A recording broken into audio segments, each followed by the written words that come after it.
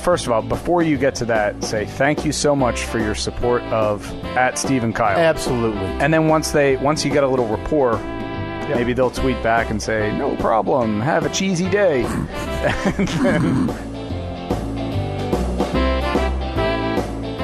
use Cabot cream cheese, which they also sell. 5/8 of this bag of 5 cheese Italian shreds. Slices. I think you got to work on your salesman pitch. Slice of white bread. You're going to remove those crusts like a child. Process those into fine crumbs. Want to save yourself some time? Just get some breadcrumbs.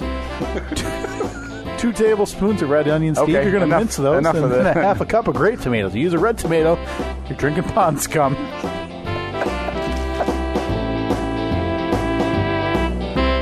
Yeah, I feel like there needs to be like an hourglass in there somewhere, too. What letter does an hourglass look like?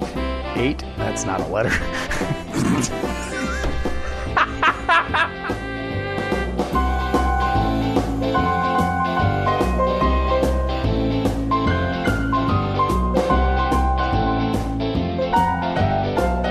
So I notice you're tapping your fingers along there. Are you, Not even looking while tapping my fingers, Steve. You know why? Well, look, I'm not looking while I'm tapping my fingers either. That doesn't mean I can play the song. Yeah, but mine made sense. Yours just kind of looked stupid.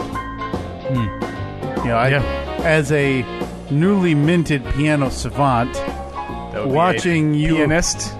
No. I'm a savant of the piano, Steve. A pianist is now below me. Oh, gotcha. Watching your dainty fingers tap on your fake keyboard, offensive to me and my people. So I told Annette about your claim. Oh, good. She's in? She believes? Being the musical expert that she is. Sure. I mean, far greater of a musical savant than you and I would ever be. Mm-hmm. I don't think she thinks you can do it. Okay. Now, this whole interaction happened at softball on Wednesday as well. And I got really heated. I got really fired up. You did. Because What would it take for you to realize... who would have to convince you that you can't do Kevin this? MacLeod.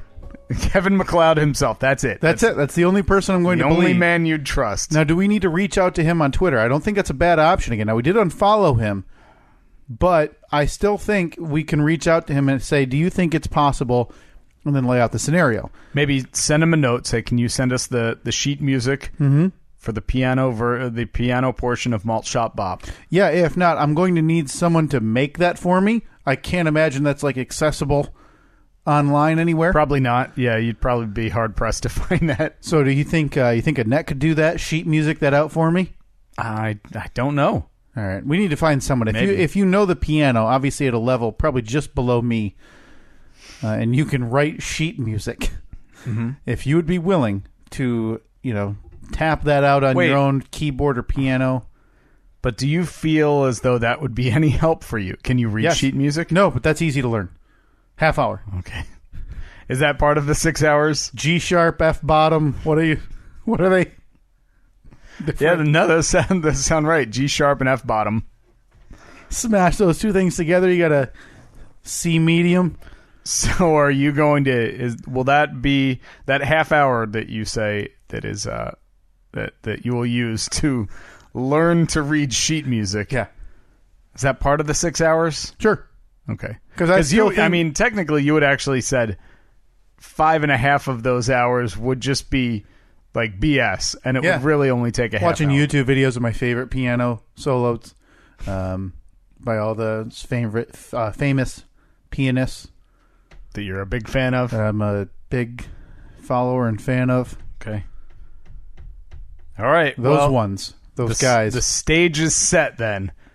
So I got heated because I feel like, do you have those poll results handy? I haven't looked. I'm assuming it's probably 80-20 in my favor. Yeah, most likely. Let's pull that up. Because here's my issue, Steve, and everybody else listening right now, and I think what everybody has failed to understand about this, that I tried to make pretty clear last week. Now, if you're just tuning in, yes, we're having a debate about me being able to play the piano solo of our intro music, Malt Shop Bop. I feel like this is a basic case of memorization because it's so little. I'm not learning concerto. What do you call those? Like full-fledged things. I'm not going to sit there for 90 minutes and make a big show of this. I need 1 minute tops on the piano, which in my mind is strictly memorization. Okay, so you think that it's everyone misunderstanding. Yeah. They're thinking I can learn to play the piano in 6 hours. I don't need to do that. Do you think that maybe you're misunderstanding the difficulty that comes with playing the piano? No, because it's the same thing as if you told me you have 6 hours to memorize this speech in Spanish. Mm-hmm. You could do that. That's easy. That's easy to do. This is a cakewalk, and this is still say to you, prove it to us. Okay, so I need the sheet music for Malt Shop Bop. Why? You don't need that. You don't know how to read that.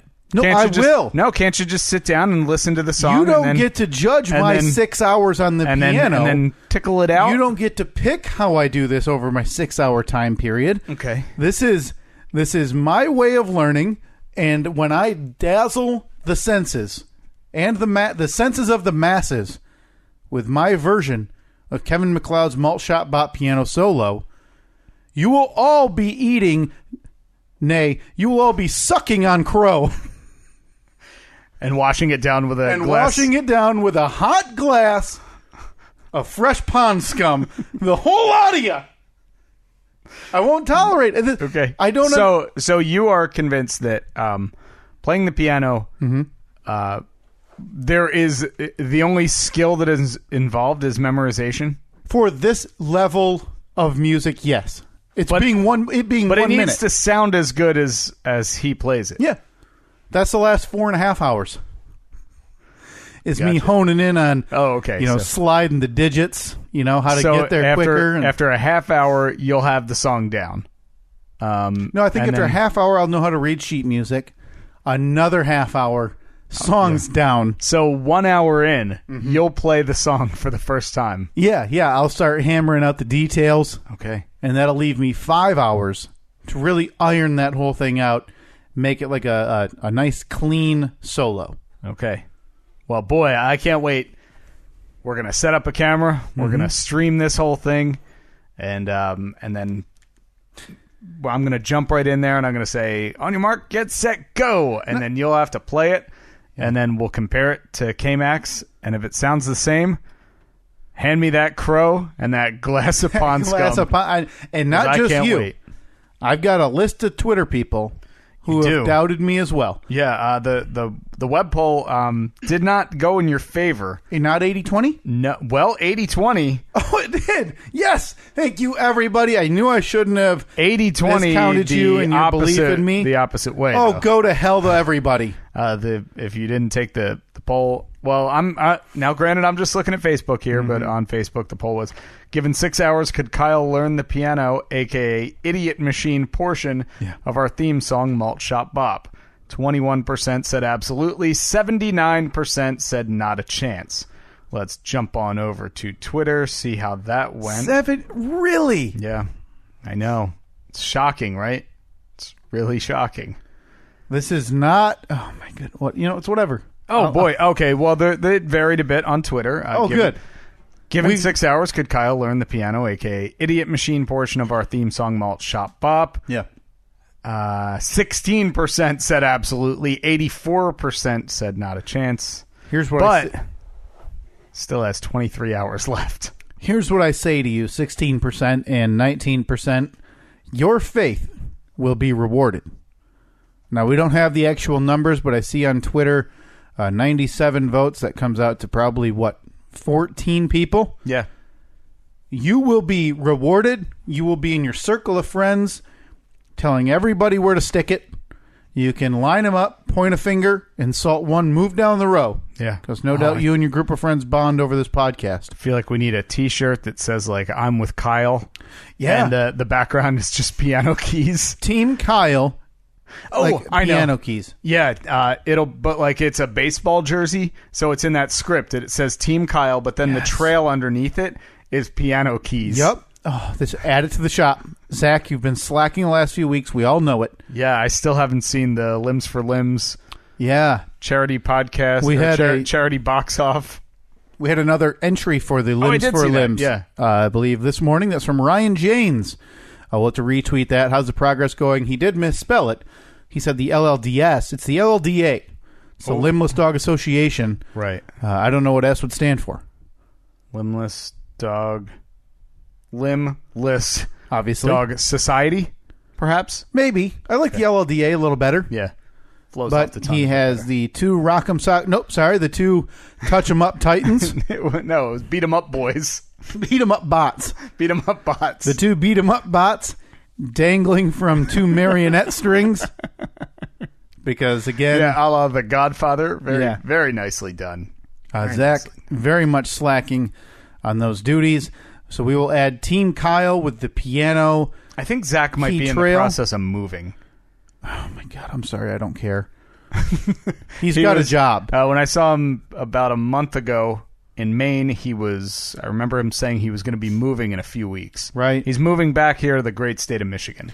The problem is, though, here I am seeing him tweet the last few days from his personal account as well as from the at Lucky Billy Bar, where he said, here at the Not a Nut in Sight offices, we're just catching up. Oh, and this is another thing we have to talk about on Steve's Side Gigs podcast, where they tried to steal the APS. That sure did happen. From Steve and Kyle. The only solution is to build the new APS right away. I would agree. Come on, Steve. Someone asked if I took control of that, and now this is where Zach gets suspended again. He can't keep him. He's like the Roseanne Barr of the Steve and Kyle podcast. He can't keep his own mouth shut on social media.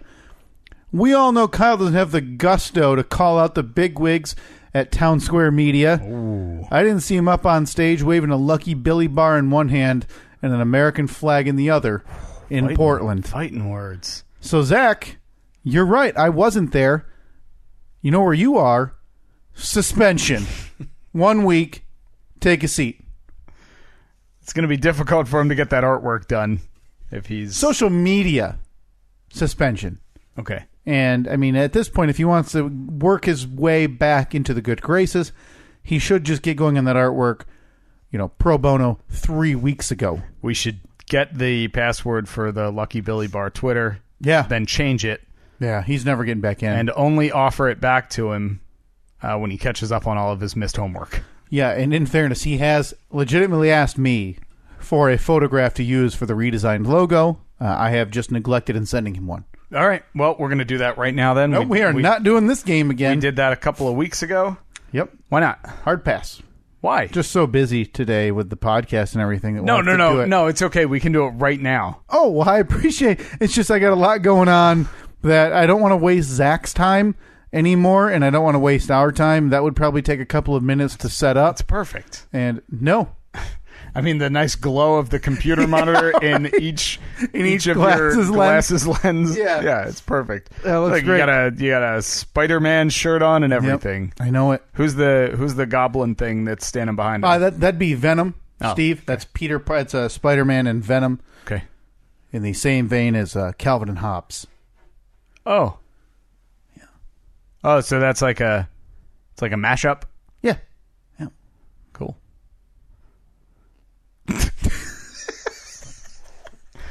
Yeah, I'm a fan of Spider-Man. I'm a fan of Calvin and Hobbes. I thought, boy, they're mashing up my life. I gotta buy this shirt. I gotta buy this. Okay. And I did. Cool. And I did. But we do need to talk about with the contents of those few tweets there. Plus we have some viewer mail that we have to get to in a little bit. You know what? Let's you want to do that first? We can. All right, let's do it. I don't have it here in the APS 3.0. You need me to take over? Yeah, I mean, I may have to run up and grab it, but don't worry, I got something to fill the void. Okay. Hey, folks, viewer mail time again. Oh, here's one from Sally, age 14. Dear Pig.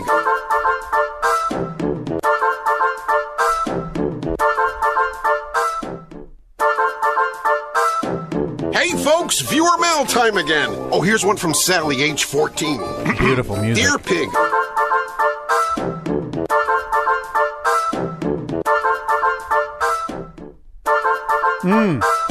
Boy, I could listen to viewer it. Mail time again. Here's one it every day, all the time. 14. Dear Pig.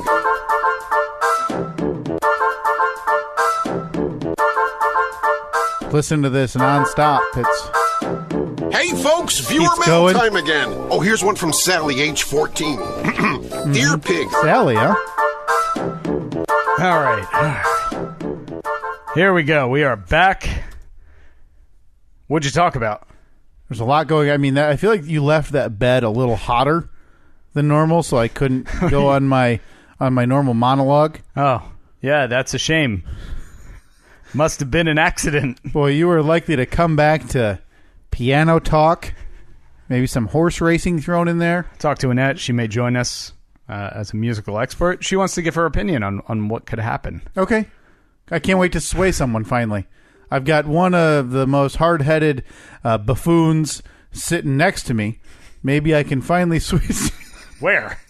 Maybe I can finally Who's that idiot? Get someone to come to their senses in terms of what this is. Now, granted, I did call the piano an idiot machine. Idiot machine, yeah. All right, so this past Friday, I was in Green Bay, Wisconsin, the great state of Wisconsin. The cheese state, I believe they call it. It's on all the billboards when Steel you drive. City. You drive into the city of Green Bay, which isn't a city. There is no city of Green Bay. It's just it's Lambeau Field. That is what makes up Green Bay. The Steel Village. The Steel Curtain. The Steel Curtain. Green Bay. Green Bay. Wisconsin. Okay. So we had a night show in, you may have heard of Manitowoc, Wisconsin, Oh, boy. home of the Avery compound. Did you go looking through that the car impound lot or the junkyard? No. We were within a few miles of it, though. You didn't even go take a visit. No, we were driving. Well, the lovely folks at the radio station put us up just a hop, skip, and a jump away in a hotel 48 miles away from where our night show was. Yes. They wanted to put you in the metropolis then, huh? Yeah, so we stayed in the wonderful hotel, but yeah, just about a 48-mile drive to get there. So we didn't really have time to see all the sights.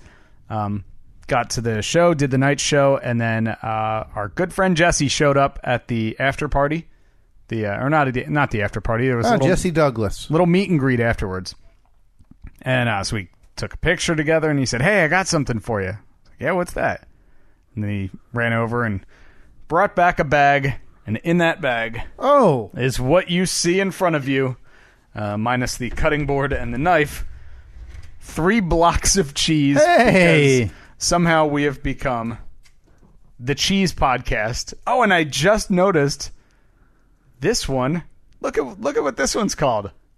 Hey! So the other one must be Kyle's cheese. Oh, yeah, this one's called Steve's Cheese. This one, yeah, they just misspelled it though.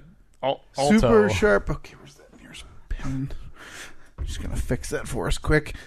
Super sharp. Oh boy! So we've got some eat. So we got some podcast cheese. Yeah, some eating cheese. Some podcast eating cheese from our friend Jesse Douglas. Now, did he have any messages with it? Just I love the podcast. The show's tolerable. Yeah, something like that. He did say, now notice this is a 10-year cheddar. Oh wow! So I took the cheeses, put them in my bag, drove back to the hotel, and then I got home yesterday, and I had a brief moment of panic because I realized the cheese was still in my bag. So it had been unrefrigerated for, at that point, probably close to 24 hours. Huh. Took it out of my bag. It was a little squishy. Immediately put it back in the fridge, but it's still sealed. Sure. I'm assuming everything's I mean, there's really only one way to really know. That's we take that blade there of yours, and we try some of that. I don't know if I've ever had an aged cheddar like that. 10 years. Well, now is that supposed to treat it like a wine, where it ferments and gets different flavors? Or so this cheese is a Stone Ridge 10-year cheddar. So as we all know, 2008 was a great year for cheddar. Everybody's talking about it. Yeah. Oh, definitely stabbed myself. Oh, I don't think it broke the skin, but man, that was bad. See, a little dot. Oh, man. We can't be trusted to open cheese, by the way. These knives are good, man. We got them for our wedding, and they're sharp as hell. Okay. So, probably opening this incorrectly, but... Oh, that's a good cheese right there. Take a whiff. Take a whiff of that sharp cheddar.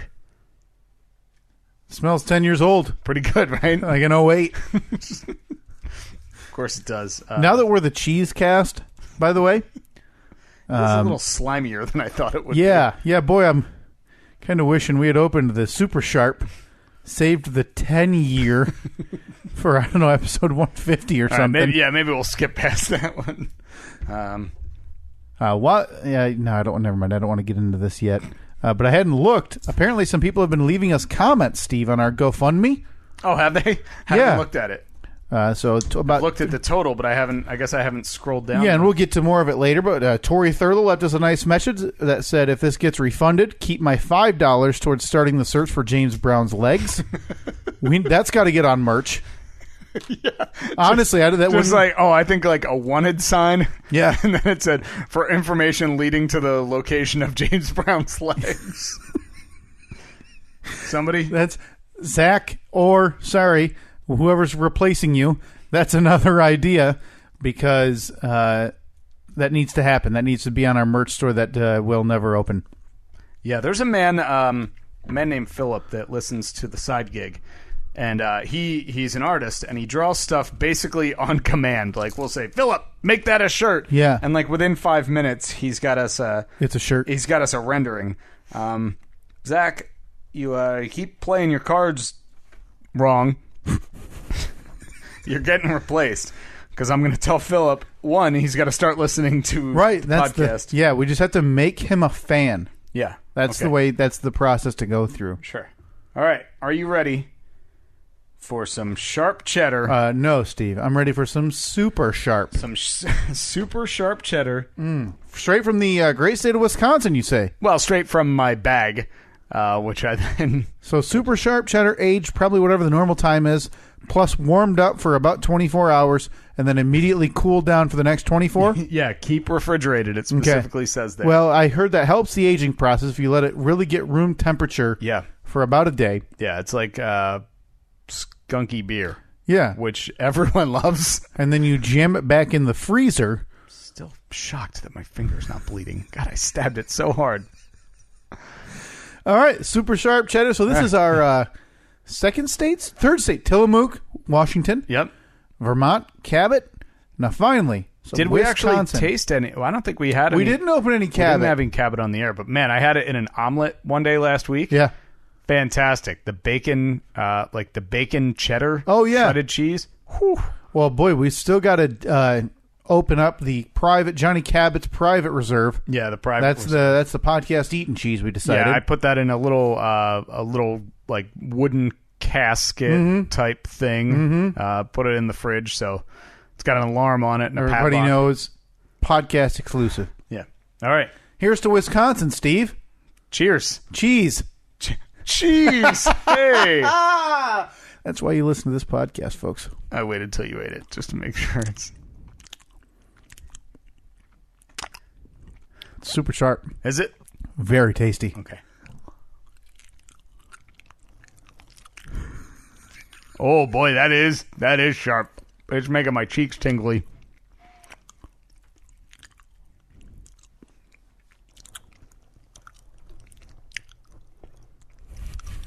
Yeah. Mixed in with the beard rustle and everything on the microphone.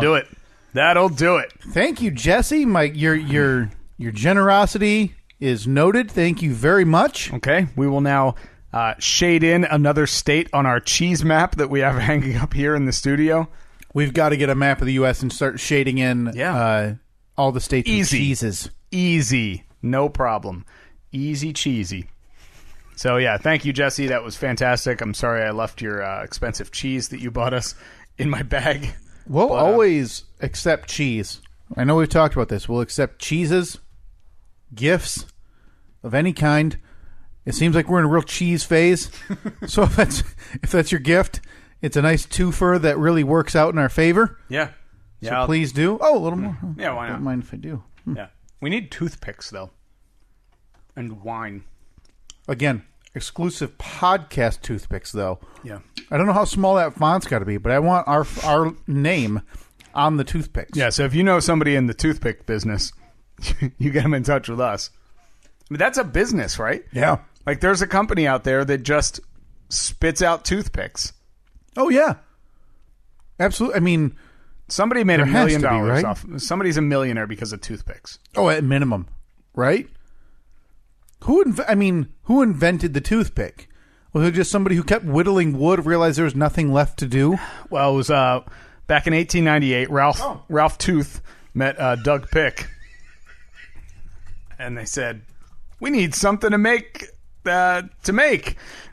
We need, which is how all great ideas start. Yeah, we need something to make, and then they were whittling away at wood, and they said that would be good for picking up cheese. Oh, cheese exclusive Yeah. toothpicks. That's how it all started. Wow. Back in 1855. Boy, I do have the alternate story of what some on the internet claim is correct. Now that would be the opposite of Mr. Tooth and Mr. Pick coming together and having this great invention before obviously their inevitable falling out. Mm-hmm. And that is Charles Forster came up with the idea of manufacturing disposable wooden toothpicks while on a trip to South America where he saw natives using slivers of wood to clean their teeth. So it's either Charles Forster. I guess it does make sense that the toothpick was originally invented to pick stuff out from in between your teeth, unlike eating cheese as I had thought. But given the invention to Forster, feels like a cop-out because Forster saw somebody else literally already using their own versions of toothpicks. Yeah, he's a patent troll, basically. Yeah, he's a coattail rider. Mm-hmm. All right, well, I know who my most hated inventor is. Charles Forster. Charles Forster. No, because he pushed out Mr. Tooth and Mr. Pick. Yeah, that's true. And that's not acceptable. Not at all. No, not cool. Not cool at all. Is there a more basic invention? Like, literally, that's just whittling down wood. Yeah, because you think about it, like this iPad I have sitting in front of me. If we were to go into the factory where the iPads are made, there would be probably 500 different little stations where it's like this person puts the headphone jack in, this person puts the screen on, this person puts the motherboard in there, this guy's soldering something. Yeah, an assembly line of tiny child hands. Yeah. With toothpicks, we could have a toothpick machine in this room. We just feed a chunk of wood in, spits toothpicks out the other end. That's it. Like, that's all. Why don't we? I think we need to get into the toothpick game. I feel like it's underrepresented. You know, like we talk about. We got a Home Depot a couple miles from here. We go and pick up 10 2x4s. Mm-hmm. We could make 1 billion toothpicks out of that, right? Print our logo on it. Yeah. Okay, so we'll have to have 2 stations. Yeah. Station 1, toothpick grinder upper. Yep. Station 2, tiny printer. Yeah, like a tiny, but we're going to need some... Be a pain in the butt because we'll have to line up all the toothpicks and then just feed them through, but we can get our interns to do that. Yeah, that's why we have departments beneath us that we manage. Yeah. I think... We charge, what's a fair price? $5 a piece? $5 per toothpick. Well, it's got our names on it, Steve. I mean, we're charging for the celebrity status of it all. Yeah. Yeah, I like that. I like it a lot. I think we'll make a lot of money. Not a lot of overhead. Can't imagine a toothpick making machine costs much. No, isn't it? Yeah, I mean, that feels pretty easy. I mean, couldn't we just hire that out on our own where we just have people shaving wood? Oh, so you want to do them handmade? No, I'm just saying that's another option because that's how we get our $5 price point per toothpick. So quality handmade personalized toothpicks. Mm-hmm. There are not a lot of companies out there that do that. Maybe. Now, here's my problem, Steve. You've no doubt picked up a toothpick before. 10 times today. And a lot of times, like you did a few minutes ago, you poke yourself. Mm-hmm. You think, boy, I'd like to avoid that. Hear me out. I feel I can already see the commercial, like the infomercial. And you know how the infomercials, they always over-exaggerate simple tasks. Yeah. Like, tired of pouring a drink the old-fashioned way? And they show like some decrepit old lady somehow just pouring a pitcher of lemonade on her head. In this case, it's going to be you, like, digging into a thing of toothpicks, coming up with, like, just a pool of blood running down your finger. Like 10 toothpicks stuck to my hand as if I had just pet a porcupine. You fall down, you kick the table, the remaining toothpicks dump out on you. Oh, probably, and it looks probably like a few in my eyes. It looks like an acupuncture like a acupuncture murder. Yep. But no, what would you say if I said we could stop that today? Tell me how. We're only going to whittle down one side of these pieces of wood and leave a handle on your toothpick. Oh, okay. I like it. So it'll be like a little sword? Sword? Yeah, but hear me out here. We're now cutting. We don't need the world's tiniest printer anymore. Because if we leave just a handle, boom. We just need a stamp at that point. It gives us plenty of space for the logo. And plus, you'll never have the confusion again of putting it in your mouth going, what side did I just use? Because you don't want to look like that idiot. No. Who uses both sides of a toothpick. Your fingers are all in your own teeth. Oh, what a loser that guy is. Yeah. Do you like your mid-age, balding, absolute loser? Oh, I can picture it. Yeah. I mean, if someone could draw it. You know, if someone could draw it, I bet it would look a lot like the logo that Zach designed us. Oh, you mean the Teenage Mutant Ninja Turtles cartoon villain? No. The one where a different one. The other one. The one that things were more accurately portrayed. Oh, you're thinking me on this. Well, I mean, maybe. Just that guy. The guy, yeah. I'm not thinking you specifically. Sure, but that guy. The guy. That was drawn by one of our listeners for our podcast. Yeah. I mean, sure. Loosely representative. But just think, do you want to be that idiot any longer? That walks around with your own teeth goo on your fingers. By the way, I'm going to finish this if you don't know. Oh, yeah. As you walk around picking the popcorn hulls out of your teeth, but you forget what side you started using. What an idiot. No more. Welcome aboard the Steve and Kyle podcast toothpick train. Woo woo. Your own person. Nope. Your own Steve and Kyle podcast personalized toothpick. So it's not going to be personalized for them. No, personalized for us. Personalized for us. For only $5. $5 a piece. But if you order within the first 10 years of it being in existence, we'll double that offer. 2 toothpicks. 2 for $5?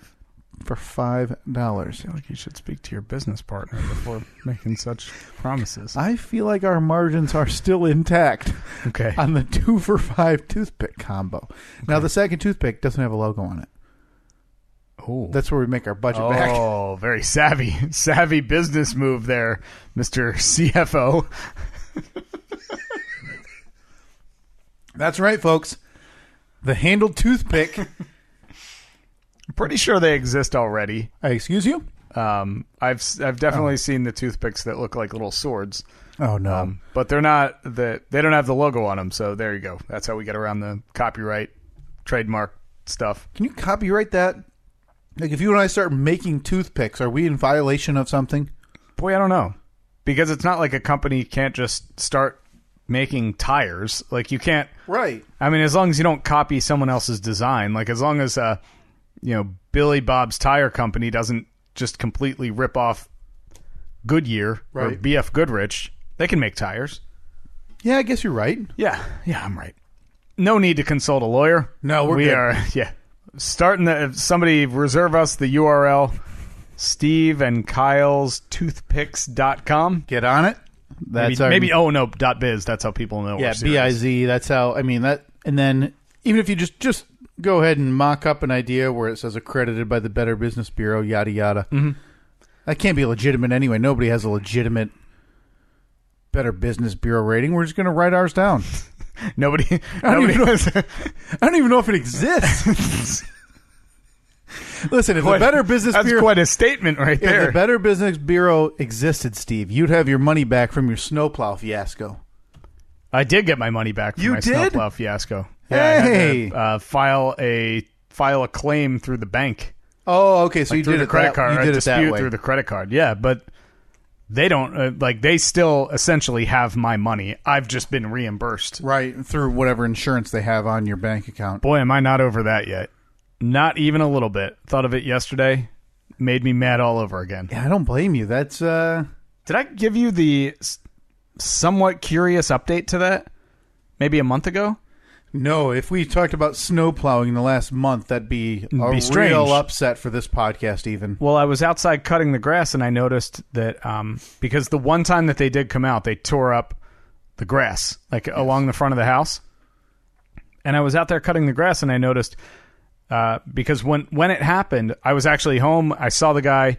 He got out of his truck. He talked to me. He said, "I'm sorry I tore up a little bit of your grass. I'm going to make a note of it in our system, so in the spring we'll come back and put some grass seed down." Mm-hmm. Well, I was cutting the grass about a month ago, and I noticed that there was fresh grass seed down.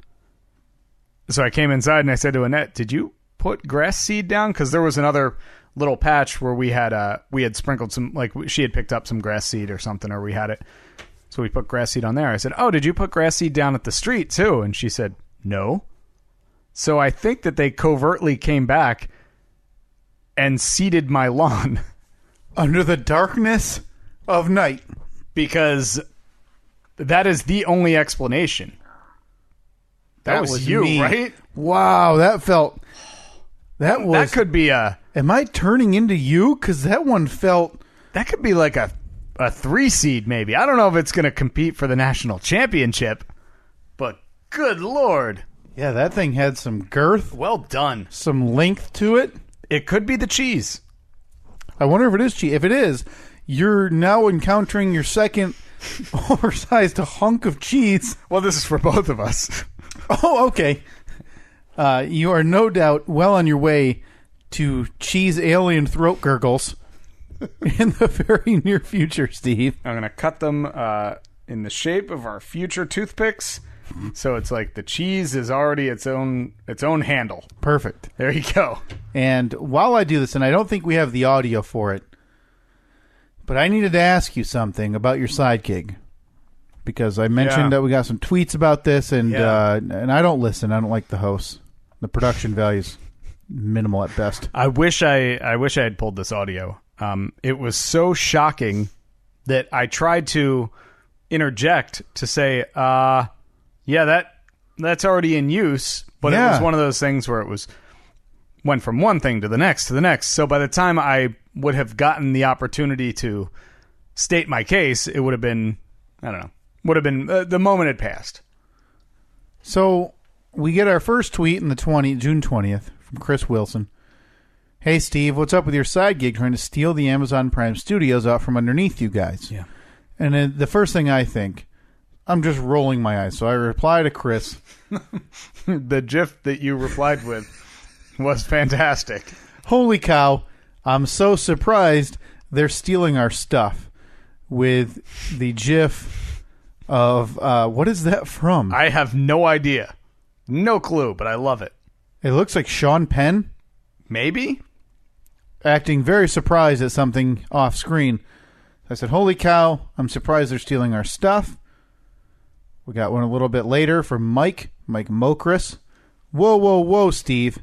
What's up with old Hot Wings trying to steal the Amazon Prime Studio name on yesterday's local segment? Now, if you're not in this area, you don't download the podcast. Your side gig does 15 normal network radio segments, and then you do one segment for just the local market. Grand We Rapids. usually talk about a local news story or something locally based. Because local wins in radio. Proven.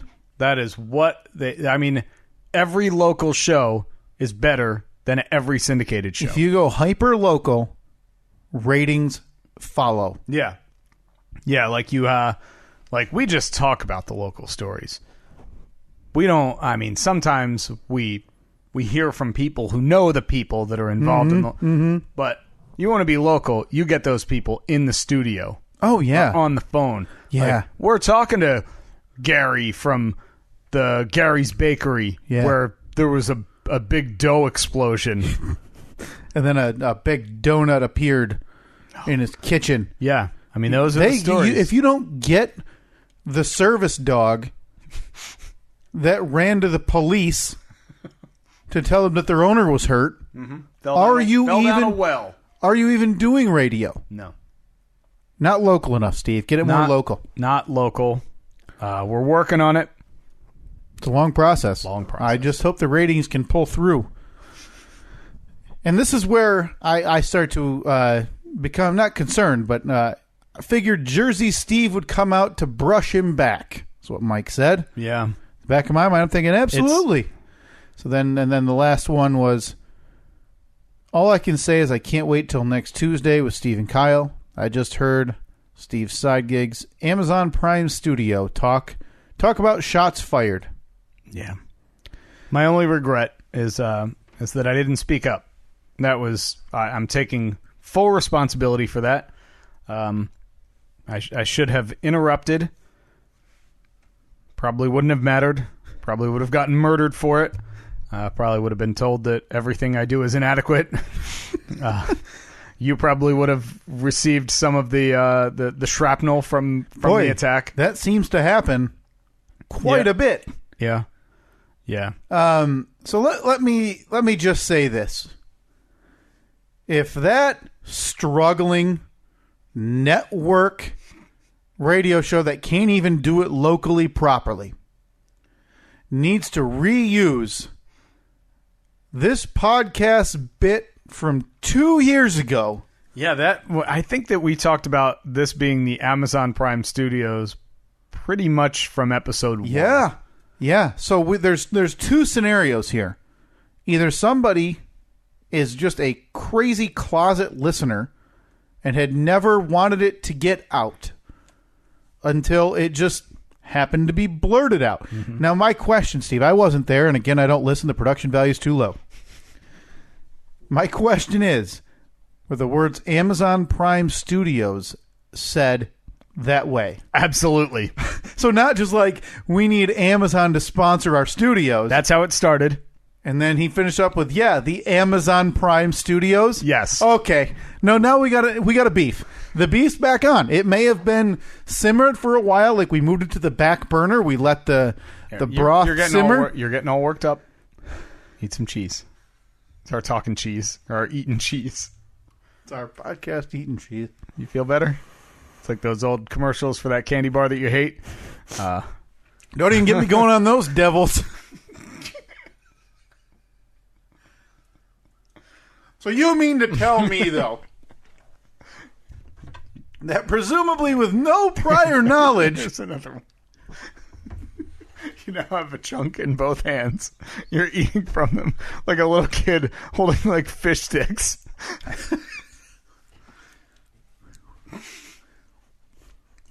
I just can't imagine. No, I'm good. No, that's it. You sure? That's all I got. I cut one more for you. No, that's all I got. Cut 3 for each. I'm not interested. I am... Yeah, it was... I'm not surprised, but boy, do I find it funny. It was hard to believe that old Wings hadn't listened to an episode or two. Well, it's time to bring back the age-old bit that we tried about a year ago.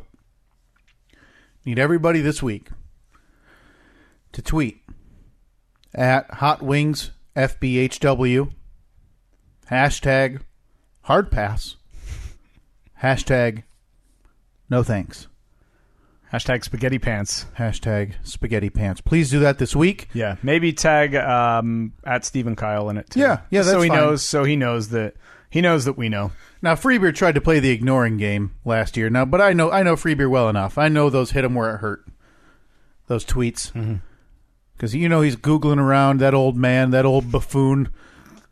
I feel like he's at that age now where he's got his phone set on supersize font. Yeah. So when he's typing a text, it's 3 letters on his whole screen. Yeah. Then it scrolls. He still refers to, like, if a couple weeks ago you sent me a link or two for something that we were going to talk about on the podcast, never actually got to. He's still and you had said, "Oh yeah, I sent you that link." He would still say, "I sent you that hyperlink." Oh boy, that's a problem. So we've got this old You can use the information superhighway to find that. Can you connect to the World Wide Web and maybe play this later? I'll listen to it. That computer got internet on it? So this over middle-aged, weird-skinned idiot is... We're talking about Hot Wings still? Free beer. Oh, free beer. Okay. No doubt saw those tweets. Started figuring out what the hell an Urban Dictionary was. He actually went to the library. To the library and asked the librarian, "Where's your urban section?" And he tried to look up what spaghetti pants meant. Yeah. There's no doubt in my mind that happened a year ago. We need that with possibly older man Hot Wings to happen this week. Again, please tweet at Hot Wings, tag us in it. Hashtag hard pass, hashtag no thanks. Because this is obviously, and it all comes back to the one thing. We know they want a piece, right? Yeah, of course. They all want to get in on this. They've seen the setup we got. Not everybody has a rectangular folding table in their basement family room. This all goes way back to probably 3-4 years ago when there was talk on the radio show, hey, everyone's got to start their own podcast. How'd that go? And we're gonna make a podcast network. Mm-hmm. Here we are, years later. I'm the only one to have done that. Successful, and I might add. Ignored. Not only ignored, but mocked. When it's not being ignored, it is brought up, but then it's mocked. Look at you, trying to better the radio network. Team player. Team player. And I'm along for the ride at no additional cost, so you're welcome. Yeah. Just waiting, though. Waiting for everyone else to... They're probably just in the planning stages of their buying podcast. Equipment, figuring out the format maybe, weekly, daily. Yeah. Then no doubt, Steve, what do I do to put this on the internet? Mm-hmm. Can people listen to this on the World Wide Web? Can you put this on our podcast? Oh, boy. Which, speaking of which... I believe we're coming up on that time. I'm hoping it's going to be okay again, even after I just insulted them, not to their faces, because the Lord knows they don't listen. The week of the 4th, I'm guessing you have off? Yeah, I am off after this coming week, the week that we are in right now as you're downloading this episode. I got a brief vacation. Sticking around? No, going back to Jersey for a couple days. Oh, that's right. Right. You're seeing a show. Should not interrupt the recording of the podcast at all. We're not leaving until Wednesday of next week, and I'll be back on Sunday morning. All right. But I would say there's an outside chance. Now's the time to share the podcast because maybe a few episodes going up on that side gig the week you're gone. We could do that. I can do that. I do that. It's like one of those flow charts. Yeah. Can we do that? Yes. Can I do that? Yes. I do that? So keep your eyes peeled for that. And again, if you have friends or whoever that listens to the Steve side gig that don't listen to the podcast, it's an easy way for them to get it. They don't have to add anything new to their podcast feed. It goes right to them, much to the chagrin of people who don't have to download it. Yeah. But much to the chagrin of people who don't seem to be very happy when that happens.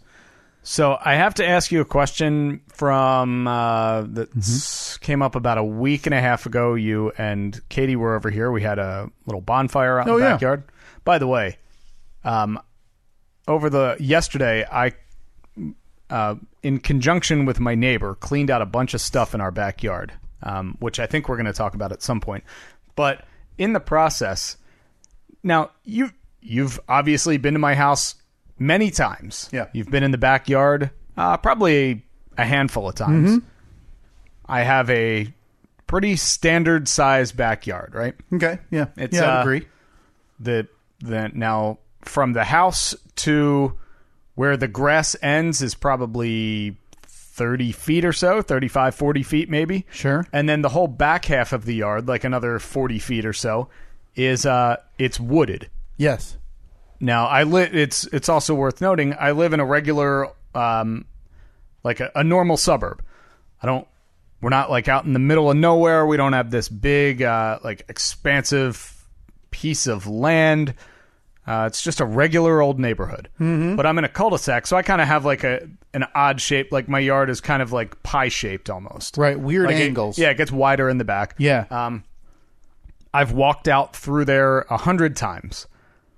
Would it surprise you if I told you that I found something that would have come in very helpful with our bonfire? I found a massive 20 feet long, 4 or 5 feet tall pile of stacked firewood. So the alternative was your wife at one point during this fire using a phone flashlight to like look for twigs to get twigs that burned in about 1 second when thrown on the fire. And you're telling me you had pretty much a pre-made pile. Now, there was one pile that I knew was there because it was right next to our shed. The previous owner had cut down a tree in the backyard, like a really big tree. I mean, these logs are probably 1.5 feet wide. But I guess that the other pile was from the higher up branches that were thinner. But I have enough firewood for probably 5 years. I don't think I'll ever run out. Yeah. I also found 5 Christmas trees back there, which are all in the dumpster now. Good. So this previous family had gone 5 holiday seasons. Yeah. And thought, free roadside pickup, no thank you. Dump service, or go to the junkyard or whatever. Hard pass. No. That would get it. I don't want a needle in the car. I've got a nice wooded area back there. It's my garbage dump. Yes. Yeah, that we found so much stuff. We found an old rusted swing set. What had to be half of a deck from the back of the house. That was back there too. So we broke that all into 1 million pieces. Cut down 3 trees that you can't even tell because there are still 1 million trees back there. So is that an area that you're ever going to look at and say, let's do something with it? Like, let's either fully rate, you're just going to leave it wooded that was the one thing we really liked about the house is all the trees back there because it provides a lot of shade, it provides a lot of privacy. So we really enjoyed it. But I think, we want to put in, this whole thing started because we needed a new shed. The shed that we have is kind of falling apart. So we wanted to clear out all the stuff that was behind it. And that's when my neighbor got involved, and this turned into a big old project. But so we're getting there. We are getting there. We're going to build a shed. It's going to be great. But why don't you just use the wood that's back there? Oh, it was all rotted. Oh, okay. Yeah. You just slap some stain on it. Call it good. Little Thompson's water seal. Yeah. No. So we had to get an actual, like a big old dumpster, a 10-yard dumpster in front of the house, and it is so filled that I'm concerned that they're not going to pick it up tomorrow. So let's talk about your status around here. This whole thing came about. Your neighbor came out last week. Saw you last week. Now, we've talked about your reputation as it currently is around here. Mm-hmm. You're the Sunday antenna installer. Yeah. The guy who hates Jesus in favor of television. Yeah, with a passion. I have a passion for that Christ. For hating Christ. Right. And that's the spinoff to Passion of the Christ. You had way too many feet of fence stacked on the side of your house at one point. I wouldn't say way too many, and they were neatly stacked. Well, they barely fit in Rex's car. Well, it's true. They were pushing the limit of Rex's town car just a bit. But he managed to get them in there. He just pushed the beer cans aside, the empty beer cans aside, loaded them in there. Everything was good. Yeah. I actually got rid of something else. Remember the basketball hoop that was out there in the driveway? Oh, yeah. Yeah, that was, I gave away the backboard, and then I took my grinder and I cut the pole off at the base because it had like a 50,000-pound ball of concrete on the end of it. So I cut that off, and when I knocked it down, I realized, oh, cool, they filled that with concrete too, so that weighed 600 pounds, and I had to have my neighbor help me carry it to the dumpster yesterday. But so, okay, moving on. Is there anything else? So this neighbor comes up to you. Knocks on the door early last week. Yep. Now this, I've thought about this. Because I took this one way, and I told you this last week. Of course you did. And you took it a totally different way. Yeah. I think the right way. I think we need to put this on the poll this week. Okay. I think this is the one. You think this is the one that you're going to win? This is the one where I break through. Okay. He came up to your door, knocked on it in the middle of the day, and what did he tell you about stuff like your deck, your 5 Christmas trees that were thrown into the backyard willy-nilly by the previous owners? Yeah. Well, he didn't tell me anything. Oh, okay. No, I'm sorry. I didn't mean to phrase it wrong. He knocked on... How about I just tell how it happened, and then you can say what you think the hidden meaning was. Yeah. Okay. Early last week... Now, well, actually, this all goes back about a month. I was talking to the neighbor, and he poked his head over the fence when he was outside. I was outside. We talked for a few minutes, and I said, yeah, I'm eventually... there's a lot of junk out behind the shed that the previous owners left. Deck boards, a million trees that have been cut down. I think I want to get rid of all of that stuff. And he said, oh, okay, well... I have to... Then the conversation was short. Fast forward to last week, he knocked on my door and said, hey, I'm going to be replacing a bunch of fence posts for my fence because they're all rotted out at the base. And my fence, the fence on your side, is a couple sections of it are getting... Like, if the wind blows, I'm afraid they're going to blow down. I said, oh, okay. I figured he was just coming over to say that, to be like, hey, just a heads up. If you see that a couple sections of fence are out, don't worry. Or to warn me because he knows we have a dog and they have a pool, so we don't want like the dog getting over and whatever. I was like, yeah, cool. He said, when are you planning on doing the work, cleaning out the stuff in your backyard?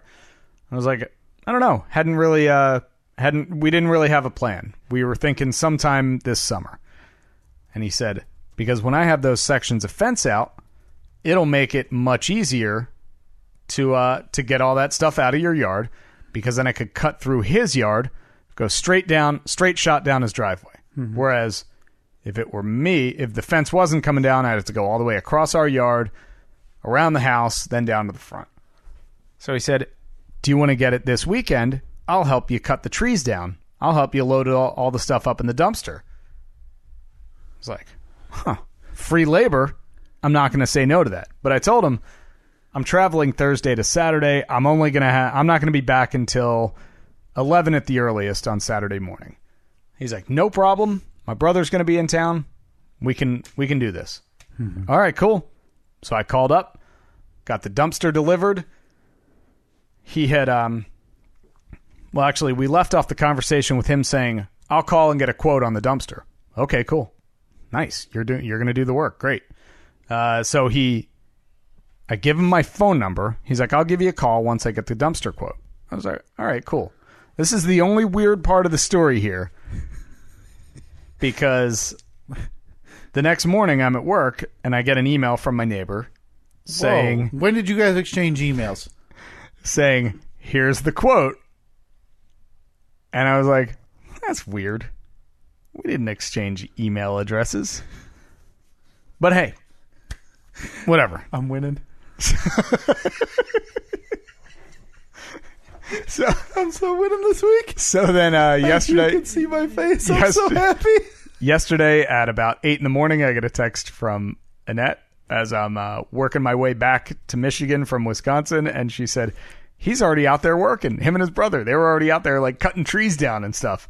I got home around 11:30. The dumpster was half full already. It was fantastic. So started working then. We finished a little before 4 o'clock yesterday. So it was a solid 3.5, 4 hours of work. We got all the stuff out of my yard. It looks fantastic. Noticeable difference? Yeah. There was one tree that was it was growing. This is the guy that lives in back of him. The one who made his way over to my house when Annette and I were putting floor down, and he just like squeezed through the fence. Yeah, I found a space. Come say hello. So there's this tree hanging into this guy's yard, and it was obviously dead, but it was like if the wind blew hard enough, it was going to fall. So my neighbor was like, oh, I want to take that one down too. And I'm like, hey man, have at it. You want to do that? Great. But there's no way that this tree could fall and not land on a fence. There were 3 different fences that come together. I was like, it has to land. Like, the laws of physics show that it will land on something. He's like, well, I think it's going to land on my fence, and I'm okay with it. Okay, man. So his quote, I think. So his brother takes an extension ladder, puts it up this tree. So he's like 15 feet up this tree, uses a ratchet strap to tie the ladder to the tree, then takes another ratchet strap and lassos it around himself and the tree. So he's now like stuck to the tree. Takes his chainsaw up there and he starts cutting. And within like 1 second of cutting, he's probably a quarter of an inch into the tree. You can already see it starting coming to go down. Like, this thing was dead. If the wind had blown one more time, it probably would have fallen down. So it falls, and when it breaks off, the base of the tree springs back. Well, he's holding on for dear life. Luckily strapped himself in, so he survived. It couldn't have worked out better. We had taken out 2 sections of fence, the ones where the fence posts were rotting away. And then we took out one more. I was like, why don't we take out that one too? Because I think if it's going to fall, it's going to fall like right here. It takes us 2 minutes to take it out. We may save your entire section of fence. Sure. Man, we threaded the needle so perfectly. Really? The whole top of this tree falls down. The only carnage was one picket broke off at the top where the tree landed. Wow. Whole thing landed in the neighbor's yard. I hopped over there with a chainsaw, cut the whole thing up, threw everything back into our yard. Yeah. I even raked everything up, so there's like no sign of it in his yard at all. What a nice neighbor. What a great neighbor. Everything is great. We put his new fence posts in the ground, concrete them in there, put all the fence panels back up. Everyone's happy. Mm-hmm. I thank him. He thanks me. We're thanking each other. There's high fives going left and right. Mm-hmm. I got an entire dumpster full of branches out in front of the house. Mm-hmm. He's picking it up tomorrow. 2 follow-ups. Okay. What do you got? How did you get your email? I have a theory on that. He works for one of the local utility companies. I can only imagine that he just looked it up in their database because obviously he knows my address. He knows my name. This is such a winner here today. I'm already figuring out how I want to celebrate. You're not walking, but I can tell that when you are walking, you will have a spring in your step. And that's saying a lot for you because you haven't had a spring in your step in about a year and a half because of that whole... because of my whole foot breaking, my whole Achilles tendon rupturing, Steve. That's what the big joke is here. Yeah, I'm just slicing you off a piece of victory cheese. I think the best way that I could possibly word this for this week's poll, to find on Twitter at Stephen Kyle. All right, you're posting it this week then. Facebook.com/Stephen Kyle. Tell me if you think this is fair. Did Steve's neighbor have any ulterior motive when informing you about cleanup or the fence being redone? Oh, I'm sure he did. Because he's got a pool. And anything that leans, the couple trees that we took down were all leaning into his yard. So I know for a fact that he wanted them gone because leaves and sticks and stuff fall in his pool. I feel like this goes to the cul-de-sac convention's idea that you're the quote-unquote garbage homeowner now. You've had cars everywhere. You've had loose Jeep tires flying through the garage into the backyard. You've had You've had antennas going up when they're just trying to pray. You've had a man in a town car loading up vinyl fencing. You do not talk bad about Rick. My theory is that you're the garbage homeowner, according to the cul-de-sac convention. No, I don't think so. I've seen your home. Mm-hmm. I've seen everything that you've done inside, outside. My idea, he said, man, this guy's been living here it's been almost a year. I look out the back. I see 5 Christmas trees and a deck. Well, and no. he hasn't touched it. I don't care if he can't see it. The fact is he saw it. He saw it because I told him it was there. And the tree carnage that was back there, all the logs and everything, he put there because he used to be good friends with the guy that lived here, and both of them are like the Dutchiest of the Dutch and won't spend a dime to hire anyone to do anything. Which is why you got that quote emailed to you. Yeah. About a dumpster. Well, he actually offered to haul it all away for free because he has a trailer. Well, and save a few pennies. Right. And his brother was like, yeah, there's a lot more than one trailer full here. So I paid for the dumpster because I'm not a cheap Dutch jerk. Like your neighbor. He may be cheap. Cheap Dutch jerk. Steve's neighbor. He's a very nice man. I like him a lot. I feel like I enjoy every interaction with him. He knew when he came over, he had plotted out how he was going to tell you. But his entire idea, let's get this idiot to clean up his backyard once and for all. Otherwise, he may never do it. Okay. So that's the poll this week. Was there an ulterior motive from Steve's neighbor when he came to your house to mention cleaning up or taking down trees in your backyard? I think there was. Well, while there may have been, this is it, man.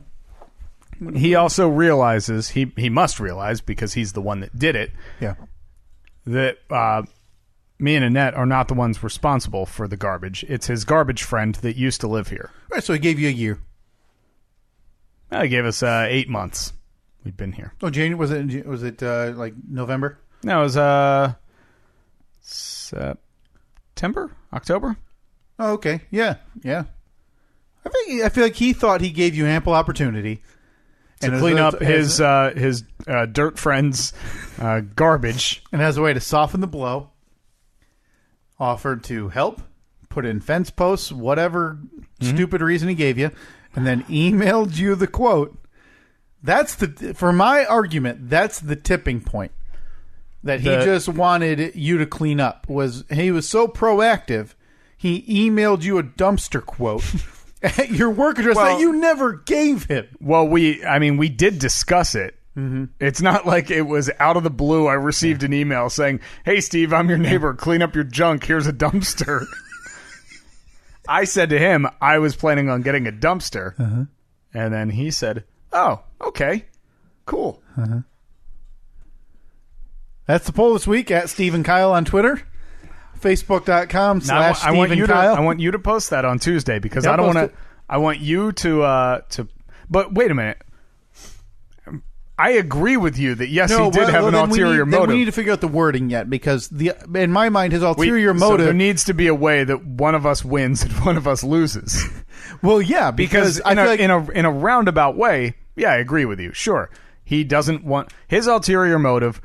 He doesn't care about the stuff in my yard because he can't see it. He cares about the trees that were somewhat hanging over into his yard that would fall into his pool. We could make this fully basic. Does the cul-de-sac convention look at Steve as the garbage neighbor? Is that fair? Oh, that's very fair. I mean, we can change the wording around if you're not so fond of the word neighbor, but I think everything else there is perfectly fair. All right. But I think it has to be made clear in both of the in the answers that you can give, like yes or no. Yes has to say Team Kyle in parentheses, and no has to say. See, now you're just trying to Team Steve in parentheses. You're just trying to tilt that. I won't allow it. Everybody should know yes and no. This isn't a partisan issue. Okay, folks. If you're a fan of me, Steve, be sure to vote. How dare you? We're not campaigning. Why not? This is a very simple yes or no question. Now, how dare you try to sway this listening audience Make it political? Because you're afraid that this poll might go against you. Not afraid at all. Not afraid at all. So confident, in fact, that I'm going to say to my supporters out there, vote Steve in the next Twitter and Facebook poll. So did vote for me, not Kyle. By the way, in case you're wondering, he just did the "I'm not a crook" from Richard Nixon. If that is in any way, shape, or form going to sway your vote, understand what he was doing while he was saying it. So, yeah, we'll figure out the proper wording, but check for that poll on Twitter and Facebook. I can't wait. I can't wait to win this one because you think that you finally have one. And folks out there listening, don't you do this to this podcast. When have I ever led you astray? You just did the Richard Nixon. I'm not a crook. I put my fingers up in the peace sign. I want peace and love. Peace and love. Okay, Ringo. Yeah, that's where it is. Okay. So, ladies and gentlemen, if you've ever cared about integrity, ladies and gentlemen, you'll vote yes. Before you go to the polls, I just want you to remember your old buddy Steve. Yeah. He doesn't lead people astray unless it's talking about a story about a surfer living out of his van, smacked into a pier. But hey, I digress. That was a one-time thing. Folks, excuse me. My time is not up, candidate. Sorry. My time is not up. Ladies and gentlemen, the wonderful people of this great Commonwealth. Podcast Commonwealth? Yeah, Podcast Commonwealth of the Stephen Kyle podcast. Yep. No, that's how I'd refer to it. If there's ever been a time where you've thought, man, Steve's just always right about things. Wow. Yeah, if that is ever... No, sorry. Excuse you, candidate. Apologies. Please let me finish. Yeah, I wouldn't. If there's ever been a time where you've thought, Kyle's nothing but a angry, lying man, possibly a little lacking in the follicle department. Oh, time is up, Steve. My goodness. You just happened to go over the time limit. Now, folks, listen here. If you have ever once valued integrity and the true intentions of people, you know how to vote this week. We can all agree. We've all heard the stories here on this podcast. Steve being the reckless garbage neighbor.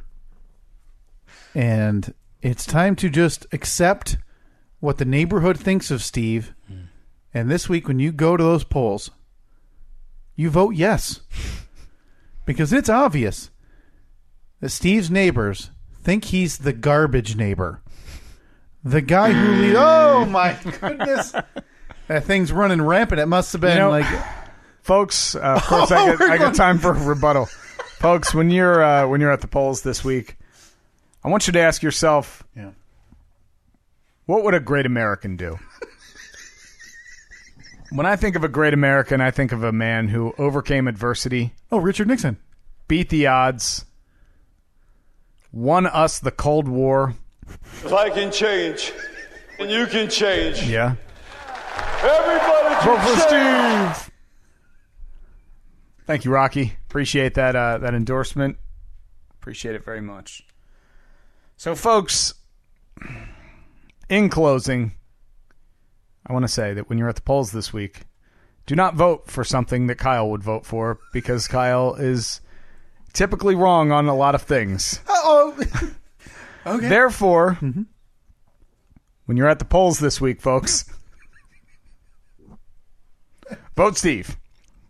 Vote Steve. Again, the Richard Nixon hand signs as he approached his airplane while he was being impeached.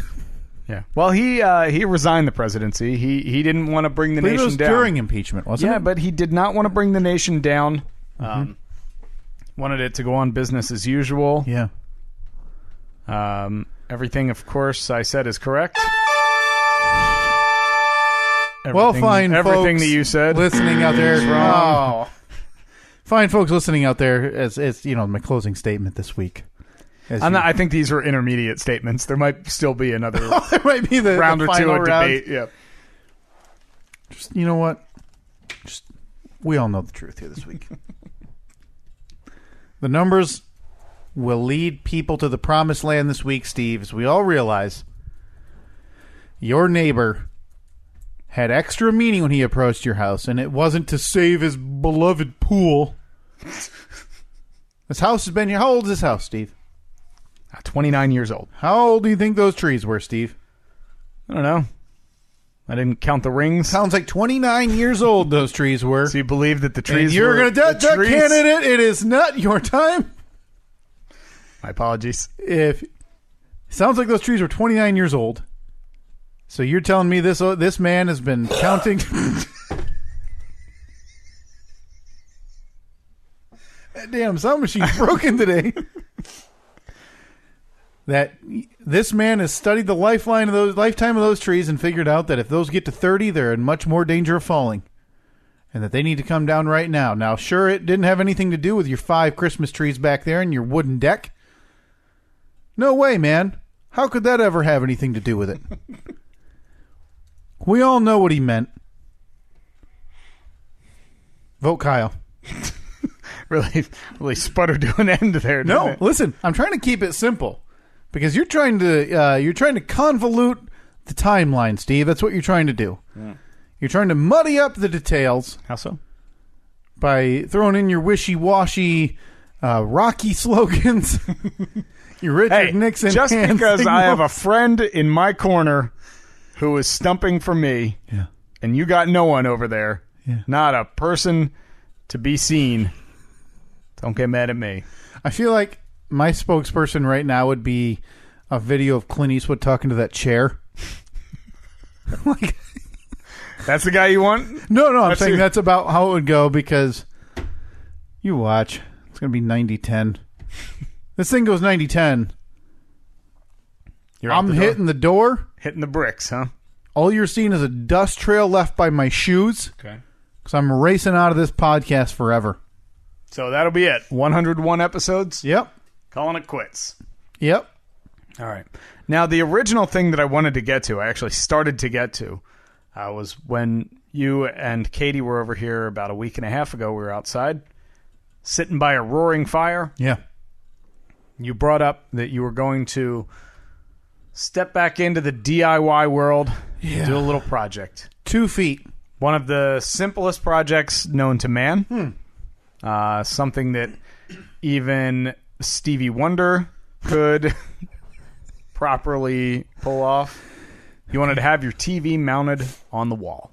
Yeah. Was it a bedroom? Yeah. Bedroom TV. Okay. So, in my experience, you go to the store, you buy the mount, you put maybe 4 lag bolts into the wall, right into the studs. No, I used... Put the TV on there? Okay. Yeah, no, I mean, I used 4, aggressive bolts. Don't know what a lag bolt would be. Was that a bolt joke? No, wouldn't it be just a regular... What's a lag bolt? Well, that's the type of bolt that it is. That's what I used then. Are you coming up with bolt humor? So I order a TV mount, put it on the wall, make some changes in the bedroom... Excuse you. Well reviewed on Amazon Prime. What'd you pay for it? $25. All right. Can't give you too much flack for that. Full tilt. Oh, there you go. Side Swivel to side. too. Oh. I'm on full range of motion, Steve. What if I decided to move the bed outside the window? Yeah, that's true. To angle it you need 70 degrees for your backyard bed. Obviously. All right. I'm on board. You've won me over. Despite how stupid you are about my interaction with my neighbor. Folks, I don't want you... So I get home Tuesday, and I think, you don't need to wait for anybody for this. Today's the day? Yeah, sure. This TV is not... I don't even think it's LED, or, it's not brand new. I think Let's see. I think the modern ones now, like the ones that you see at all the stores now, the really super crystal clear ones, I think they're LED. When you get with the weight nowadays is crazy different. Oh, yeah. Like that TV, the Jumbotron behind you, probably weighs like 80 pounds. But okay. Now you get a flat, because that thing's also 4 inches thick at the thickest part. But now the TVs are like 1.5 inches thick at the most. And it's crazy how light they are. Mine is similar to that, according to the internet, because yes, I had to actually search the specs of the TV. You'll find out why in a few minutes. Oh, boy. Ended up being 45 pounds. All right. That's So not bad. it's still, compared to today, though, I mean, I actually weighed the one in our living room, and it's like 23 pounds. Would you like put it on the bathroom scale or something? So it is different. I decide, you know what? I'm going to tackle this thing no matter what. Not a big deal. What is it? It's one straight bar. You affix the mounting arm on it. Mm-hmm. That hooks onto the plate that you pre-install on the TV. It's just the up and down bar. One stud. So simple. Right? Even an idiot, loser, virgin with a follicle disorder. So I get the stud finder out. Find the center stud. Make a few marks of where it's supposed to pre-drill holes. That's half of the project right there. Pre-drill the holes. Mm-hmm. Now this TV mount came with what I'm kind of mad I've never seen before, a mini magnetic level. That was me. You heard that, right? I heard that. I didn't know if that was you or if that was you stepping back and going, oh. No, that was me. That was all gut. Another week bites the dust. I thought for sure that this was going to be the week. We're an hour and 21 minutes in. Yes. It usually doesn't take this long. No. I am thrilled that we're back on track. Yeah. You're welcome. Boy, we'll have to give a tally on that next week. So I use that level, make sure everything's beautiful, drill, and I assume it's going to be some large screws going in until I open up the sleeves of junk they give you to install it. All the little nuts and bolts and spacers and everything. Yeah. And I see hex pattern screws. Okay. That's a lead bolt. Okay. Guess who doesn't know how to hook that onto his drill or what? I don't have any of those attachments. Okay. So I'm the idiot. This guy's got one. Standing on his dresser, his brand new dresser they just bought, with a socket. Okay. Just wrenching on it into the stud. And they're about that wide. It'll work. Until my socket wrench blows out. Okay, that means it won't work. So you got to drill a little bit bigger pilot hole for them. I just drilled the exact pilot hole it said. Okay. It said 3/8. 3/8. But these screws were, you've seen it. They're very, very large. Yeah, why would I have such if it's a 3/8 hole, it's probably at least a half inch bolt, which is pretty big. Pretty big, especially fitting into one stud, whatever. Mm-hmm. I'm sure you overcame the problem, though. I get those in, no problem. Sure, it took a few extra minutes as I'm, finding a different socket wrench to use and tightening them down. I'm surprised you had two. Surprised you had a backup. Three. But one I would have needed an adapter for this, right? Whatever. Okay. So I move on to the plate on the back of the TV. Now, I told you this TV, it's LCD, 45 pounds. Yep. Now, I learned more on this day about VESA patterns. Oh, yeah. Ever heard of that, Steve? It's the pattern on the back of the TV. It's like 4 bolts. Yeah, 4 holes. Yeah, 4 holes that you screw the bolts into that then mount that hold the TV up. Yeah. Most of them are 200 by 200. These are millimeters, of course. Millimeters, of course. Some are 400 by 400. Your large televisions tend to be 600 by 600, Steve, just as an example, which would make sense that something, not my house related, something that I have in my house is 400 by 200. Okay. I check.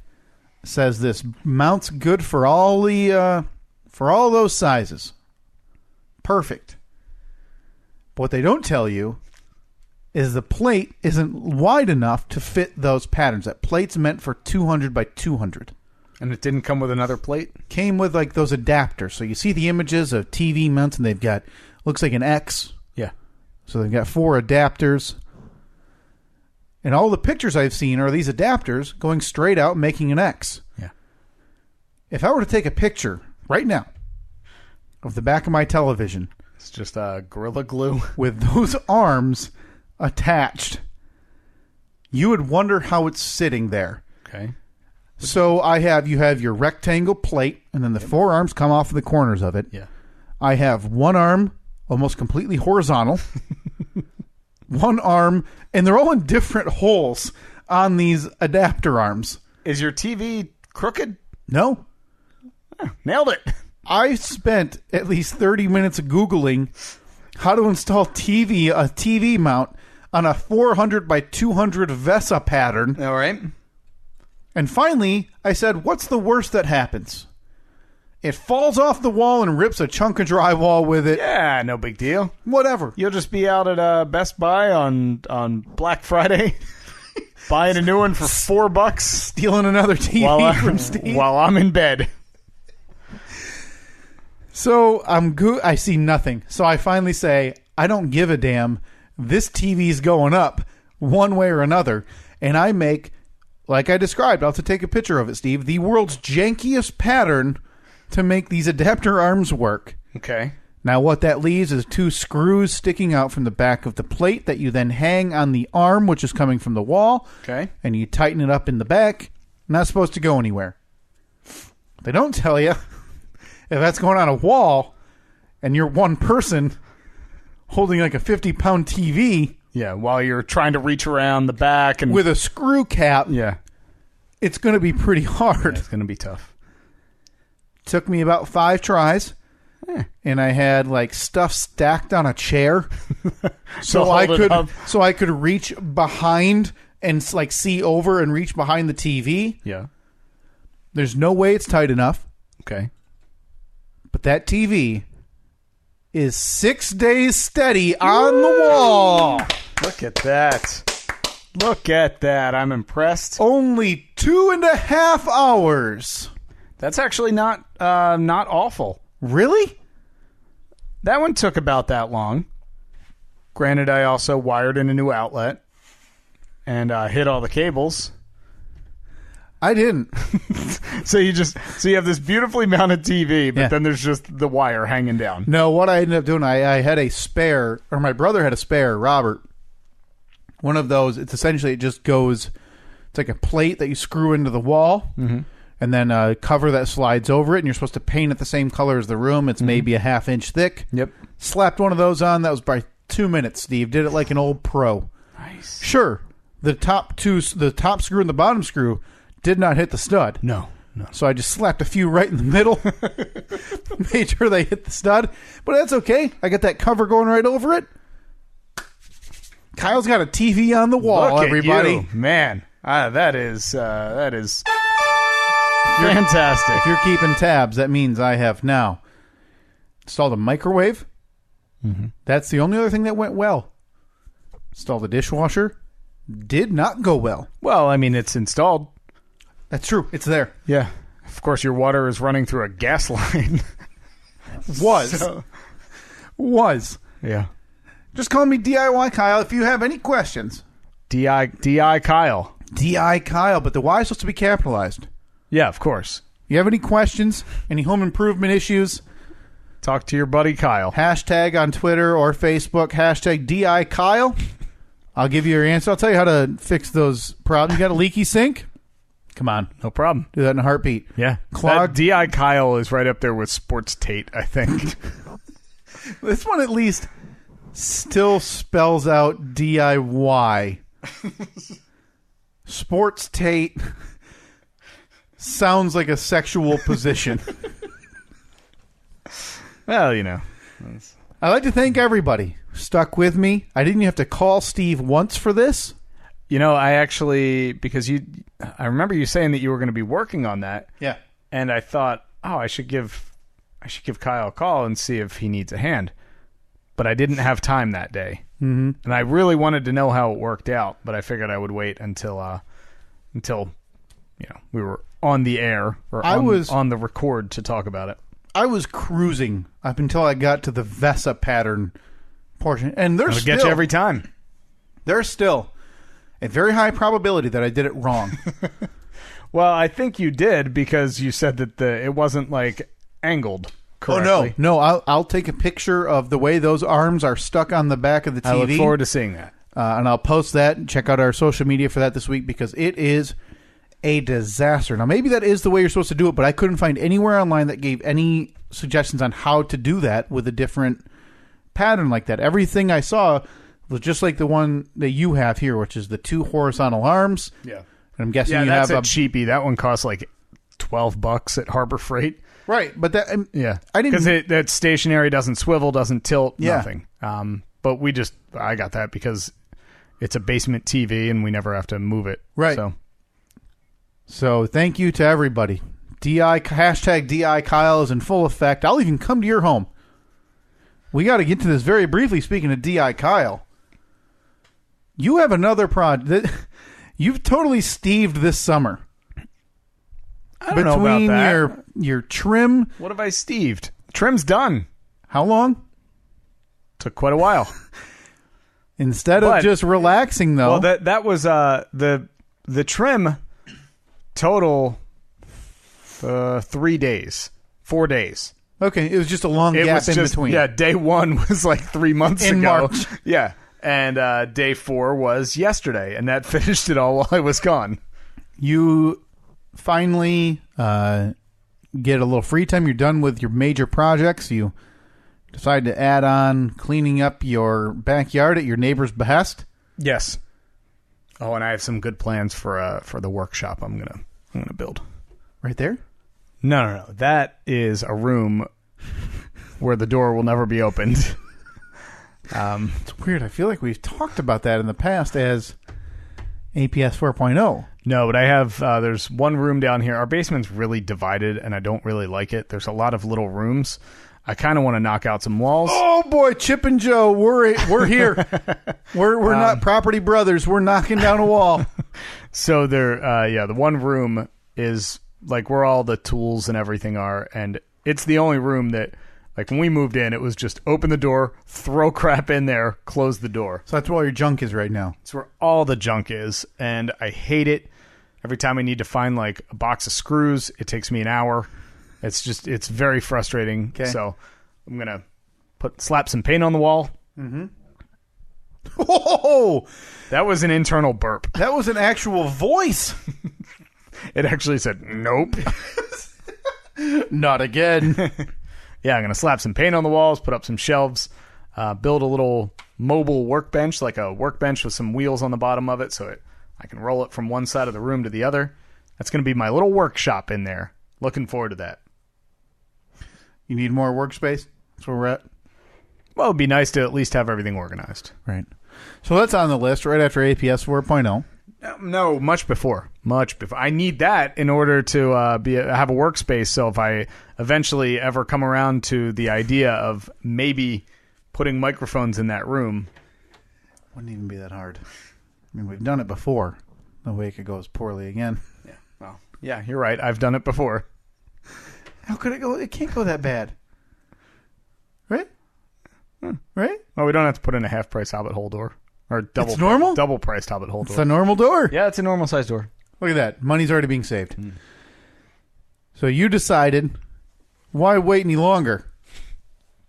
And you have now not doubled down, but you've added another project to your plate beginning this week. Yeah, money-wise, I've only halved down because this purchase was split. Okay.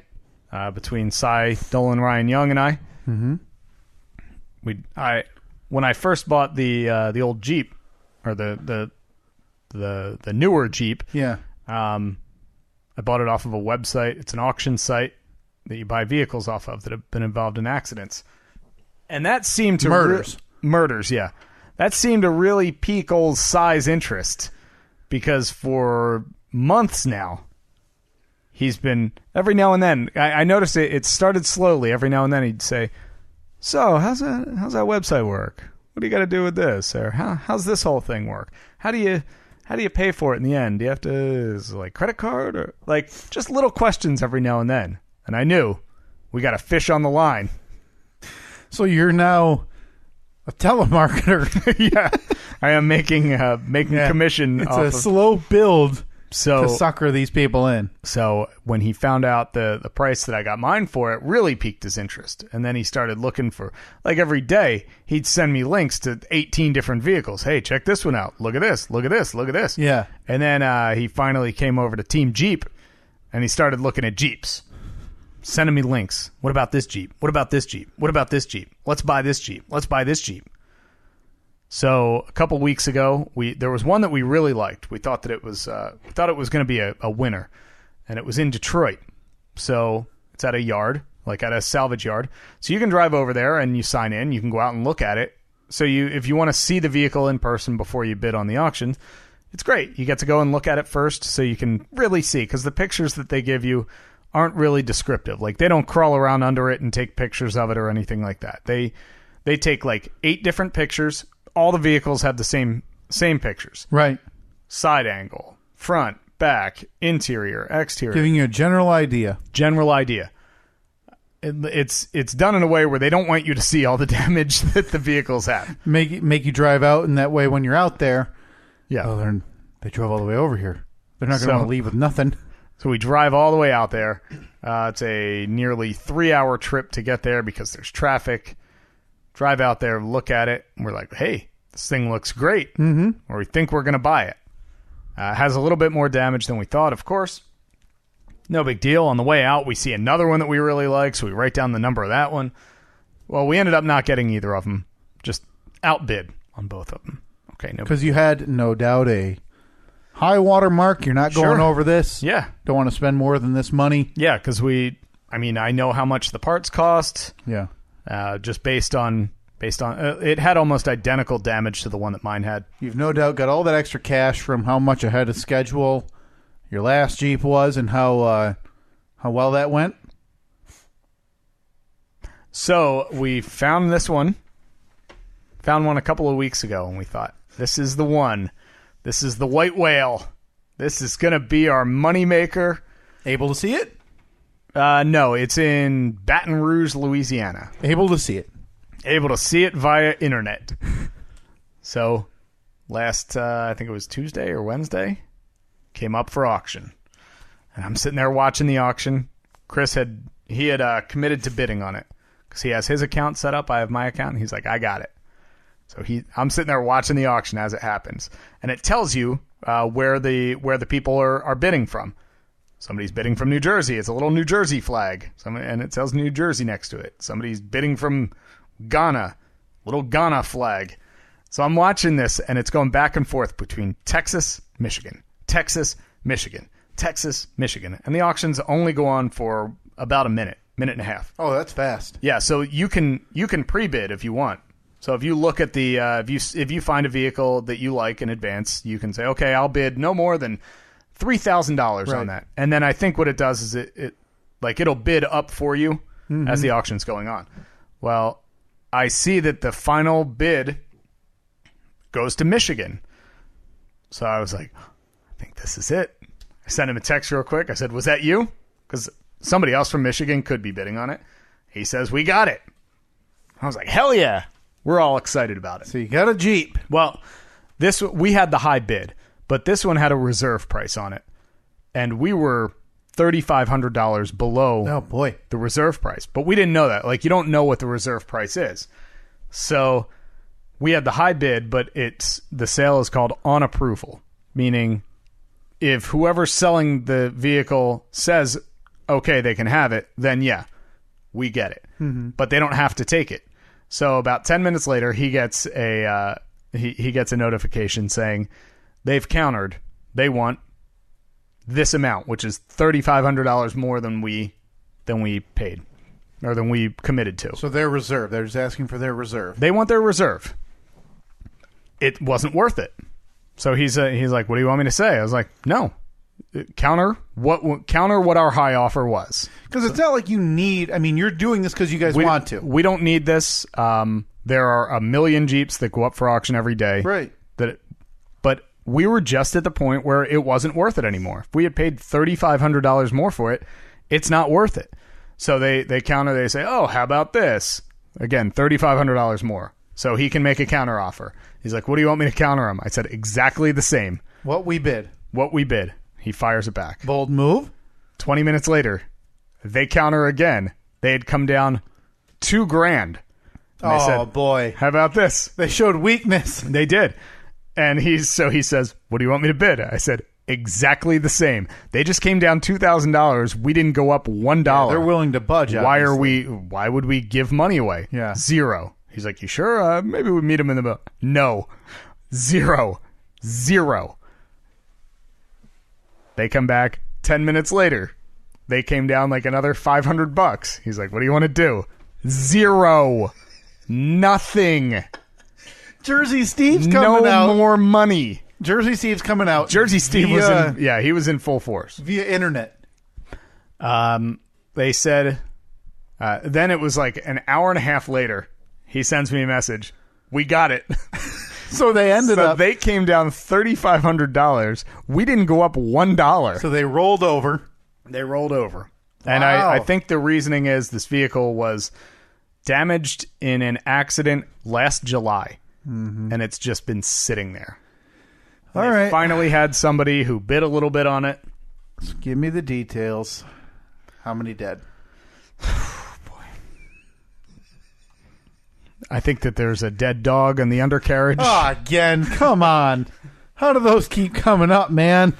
No, this one is, it looks similar to how mine looked, but the damage is not nearly as bad, Okay. from what I can tell. If I were to compare the pictures of mine to the pictures of this one looks like I need a fender, I need a bumper. Already have the bumper. Picked it up before the softball game last week. Accruing parts. Already getting them. I was away the end of last week. Yeah, you're traveling in Green Bay for the radio show, like we talked about earlier. And now, forgive me if you heard this on Monday's radio show, because I'm sure it'll come up. We just haven't. We're recording this. Whoa! By the way, it is Sunday, June 24th, 2018, the year of our Lord. It's the Steve and Kyle podcast. Should we go back to the start? Yeah. May as well restart. I think I can play that piano solo. So, sorry if this does come up on the radio show tomorrow. I'm sure it will. So I'm bored in the hotel on Friday because we had a morning show, we had a night show, we had like 8 hours in between to kill. Took a little nap. Pulled out the computer. I'm like, let me check out Facebook Marketplace for the local area. Let's see if I can... Because there were a handful of parts that I needed, and most of them are small enough where I could fit in my bag. And I just cannot find them here for whatever reason. Can't find them locally. You don't have a car there. No, we did. We had a rental car. Oh, okay. Yep, we had a rental car. So it was no issue. I knew that I could grab the keys to the car, drive and get them. So I found one of the parts. The guy was 8 miles from where we were in the hotel. Not bad. Sent him a message. He said, yep, got it. You can swing by. I'm home right now. I was like, hell yeah. So I hop in the car, drove over there, and I picked up a fender in Green Bay. Not those. No, excuse my car ignorance, Steve. Those aren't small, are they? Not particularly. No, I'll show you exactly what I... Let's see what I picked up from this nice man. I think I deleted the photo, but that's all right. I can recently deleted. And here it is. Okay. Yeah, that's big. I should be more clear. It's not the fender, it's the fender flare. Yeah, okay. It's like a side piece. Yeah, it's what covers the tire. So I thought, wow, man, because everyone around here, they're just trying to rip people off. They want like $300 for them. They're worth about $5. So I go over to this guy's house. He's got all 4 of them, like front and back, one for each side. But you only need the one. I only needed the one. He also had like the steps that go on the side of the Jeep that like you step onto to get into it. So in the back of your mind, are you thinking... Deal of the century round 2? Deal of the century round 2. Yes! Because when I tell you that I paid $25 and got all of that, that's a pretty good deal, right? Yeah. So, I mean, I'm sure it'll fit. There will be no issues. So here's the deal. He lives in Green Bay, but he's in Grand Rapids once a month for work. Okay.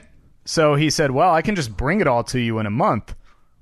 But me being impatient and knowing that we needed that fender flare, I was like, how about this? how about I drive over, I pick up that one fender flare, bring it with me, and you bring me the rest in a couple of weeks. And he said, all right, cool.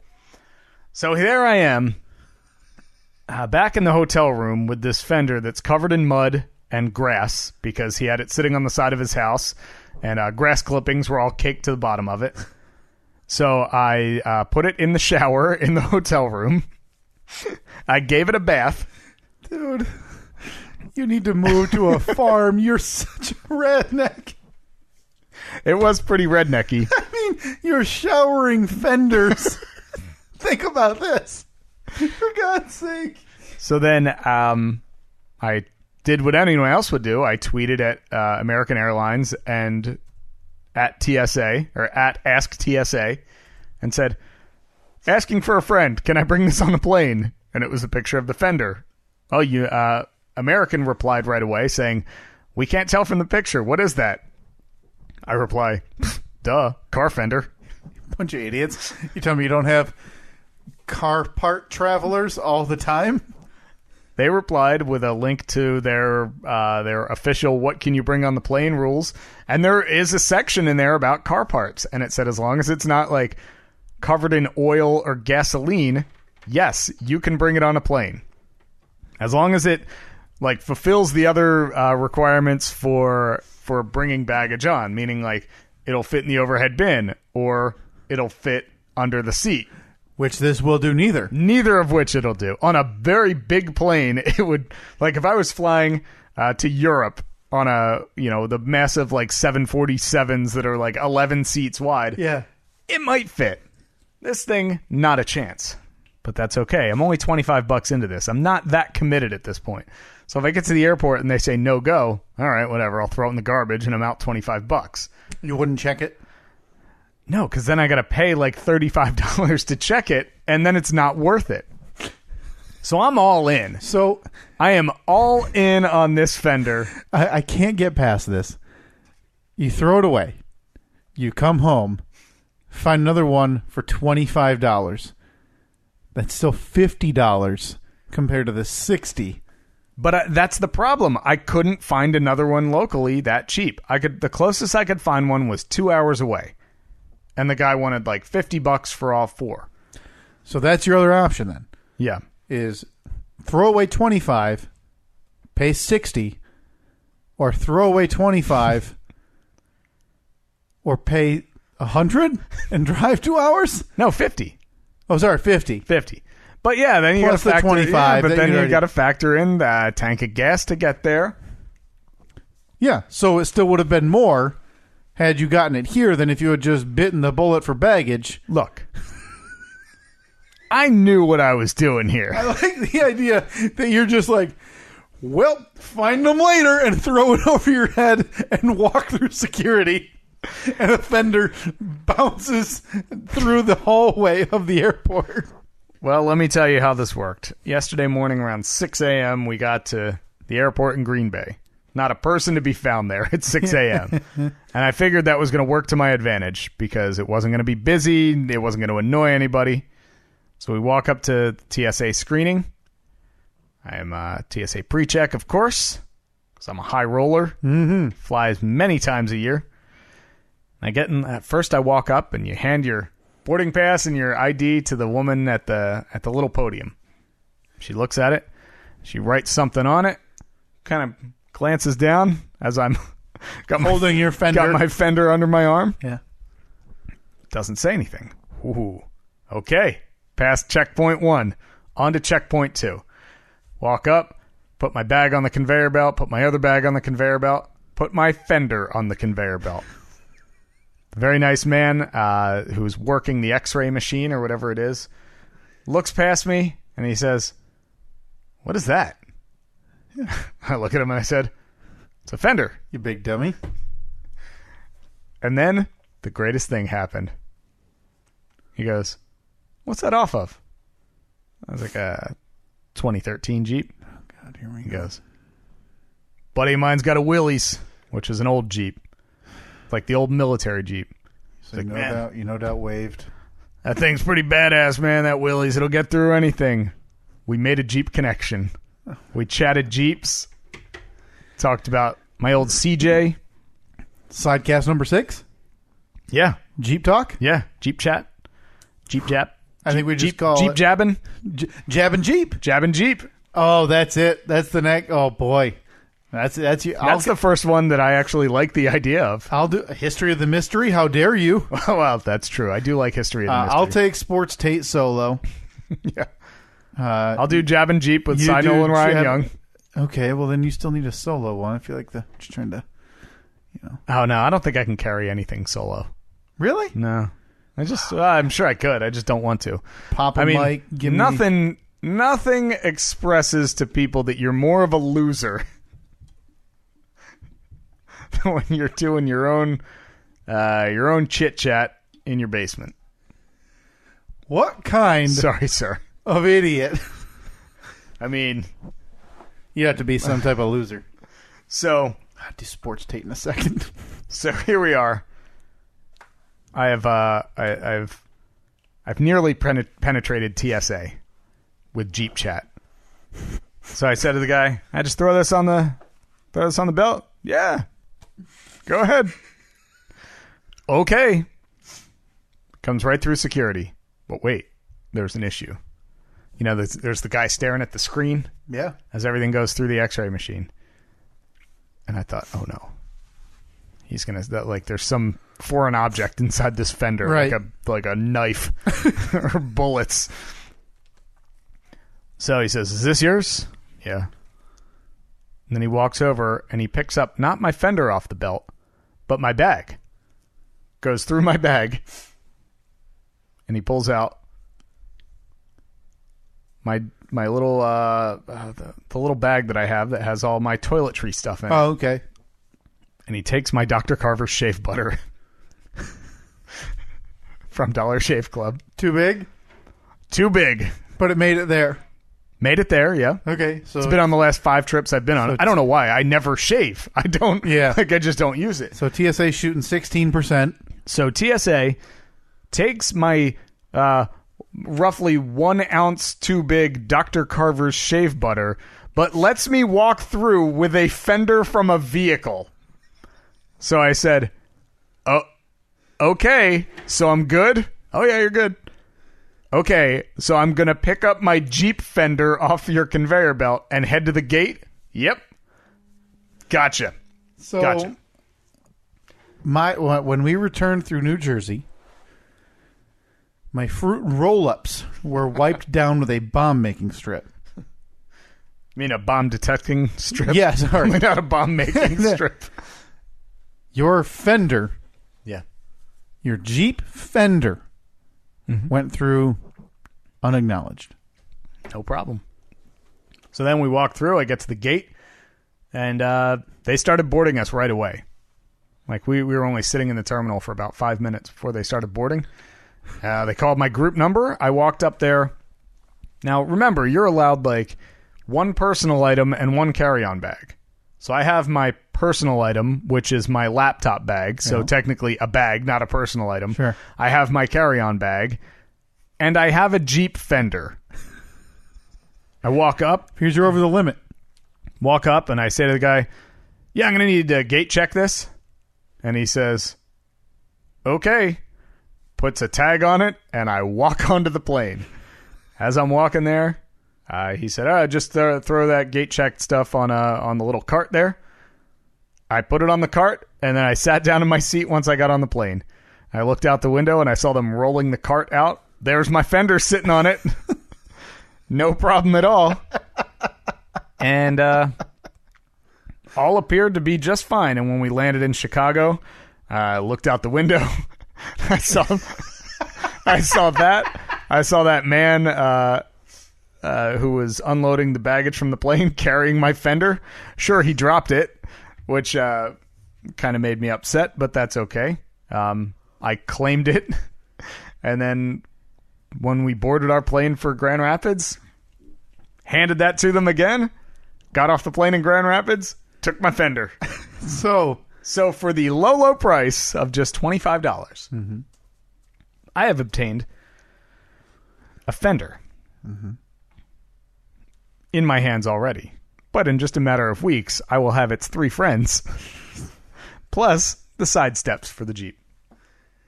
Keep in mind, I also gave away those exact side steps about 3 weeks ago. And you couldn't have waited. No, we plan to have it put back together. Well, if we get it this week, hopefully next weekend it'll be put back together. Okay. Well, congrats. Another Jeep endeavor. How's Annette feel? Is Annette happy for you? I think she is. Got the Jeep shop up and running. Mm-hmm. So, when do we start? Oh, you're helping with this Oh, one. I'm in. Give me a grease pan and give me a oil checker stick and wrench in my pocket. Okay. I And don't I'm know. in.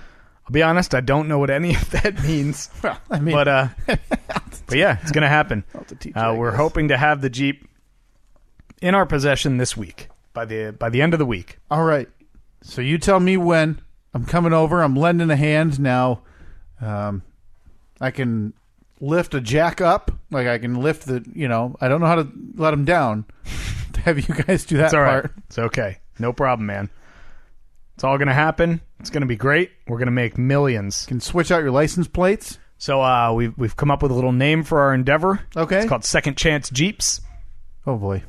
It's the Jeeps that just got a raw deal the first time around. Yeah, Jeeps. That's what Jeeps are known for, not being overpriced or anything. But No, that's why you got to getting buy a raw deal. Yeah, that's why you got to buy them with bent frames and no roof. It's the only way that they're affordable. So is this a one-time thing? Absolutely not. Oh well, my God. well, it all depends on how this one goes. So where's this? We're working on a very thin margin to make profit here. It's that tight? It's we got about, after all the repairs. You're anticipating this much for repairs, right? Like Yeah, exactly. We know what we're anticipating for repairs, and after all the repairs are made, we got a window of like 5,000 maybe. Okay, that's not that thin. Well, remember it's split 2 ways, and there's work that goes into it. Two and a half. Split 2 ways. I mean, look, if you want to make a financial commitment to Second Chance Jeeps, Oh, I can become an investor? you can become an investor. No problem. I'd be happy to have you on board. We would be happy to have you on board. All right. I can talk to the rest of the investors, see what they think. But I think that they'll be happy to have you on board. So can my investment be in hard labor?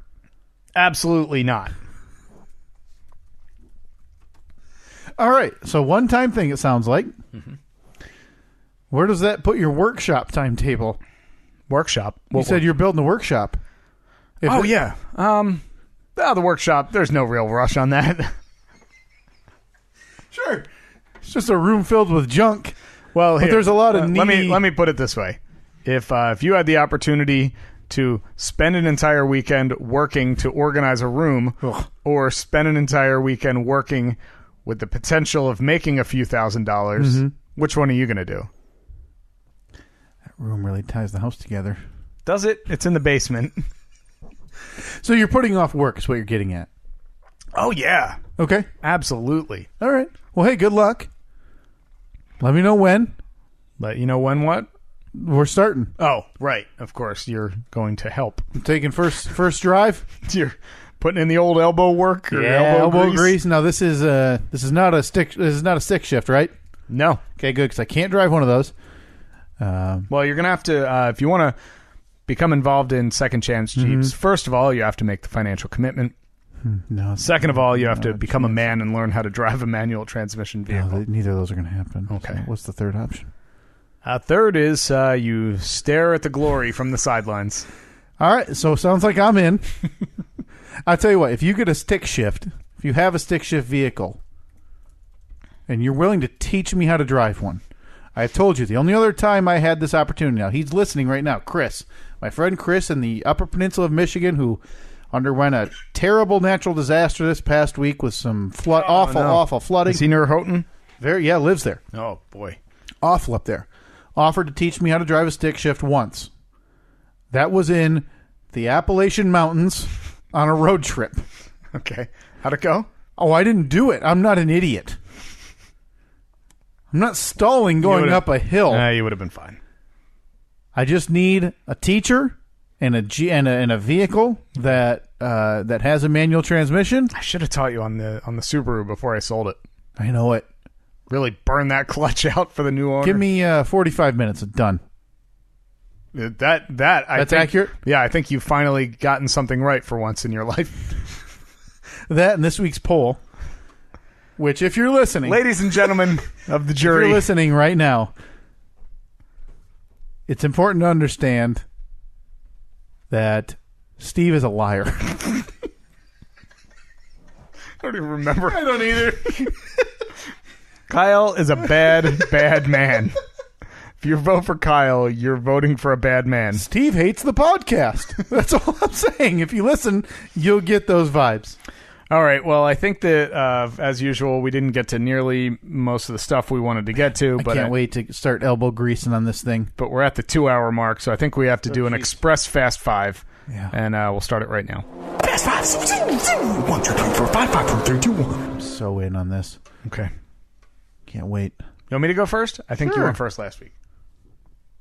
Now, keep in mind, when we started this, I had God, two. Here we go again. My couch. The color of my shirt.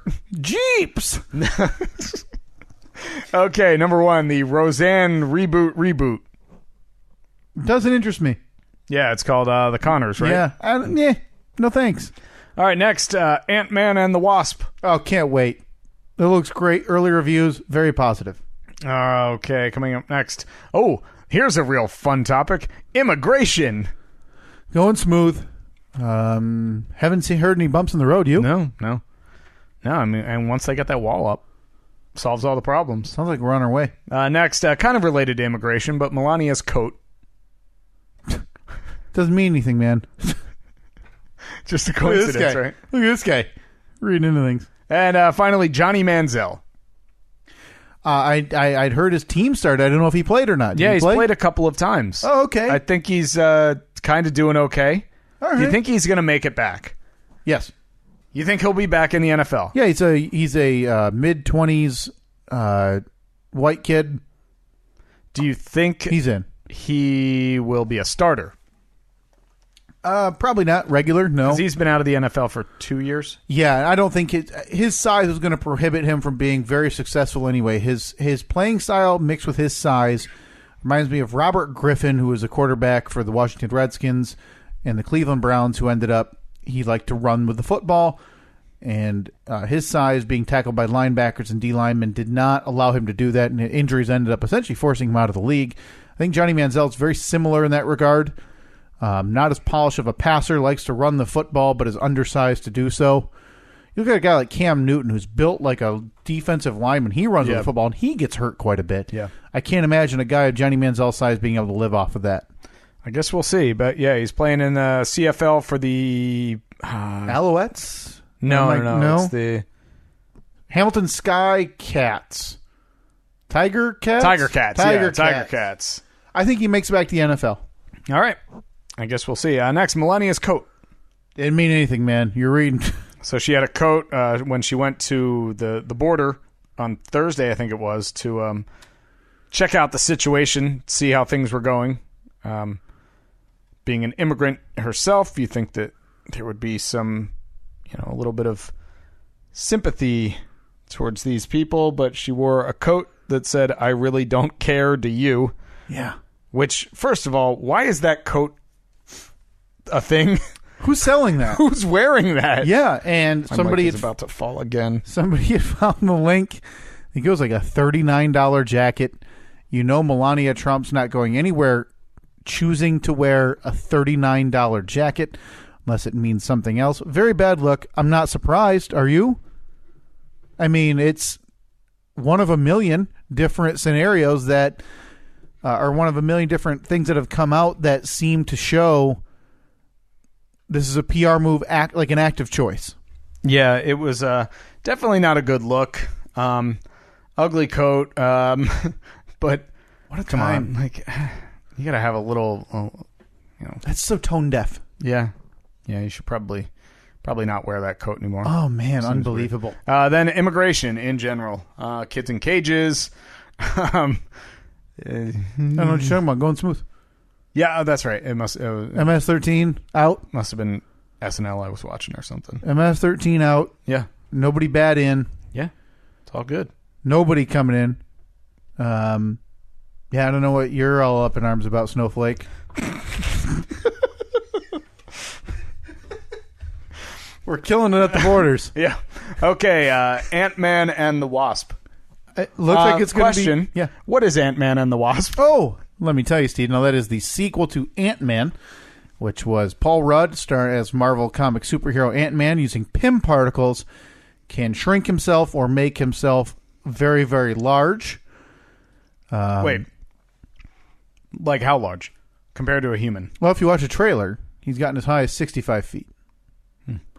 It's his record. Why is he Ant-Man then? Because ants are small. Because he can go down to the size of an ant. Why isn't he Giant Man? That is what he's known as well. It's in the comic books. Yeah. Really? Yeah.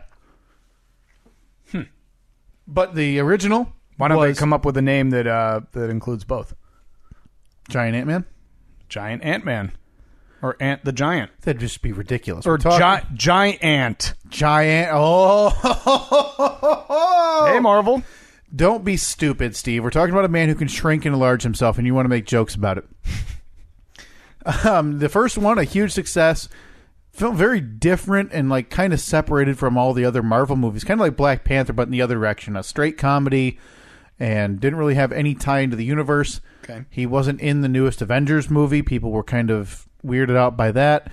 The going assumption is that this happens before the newest Avengers movie, so that's why they didn't want him in there. Sequence.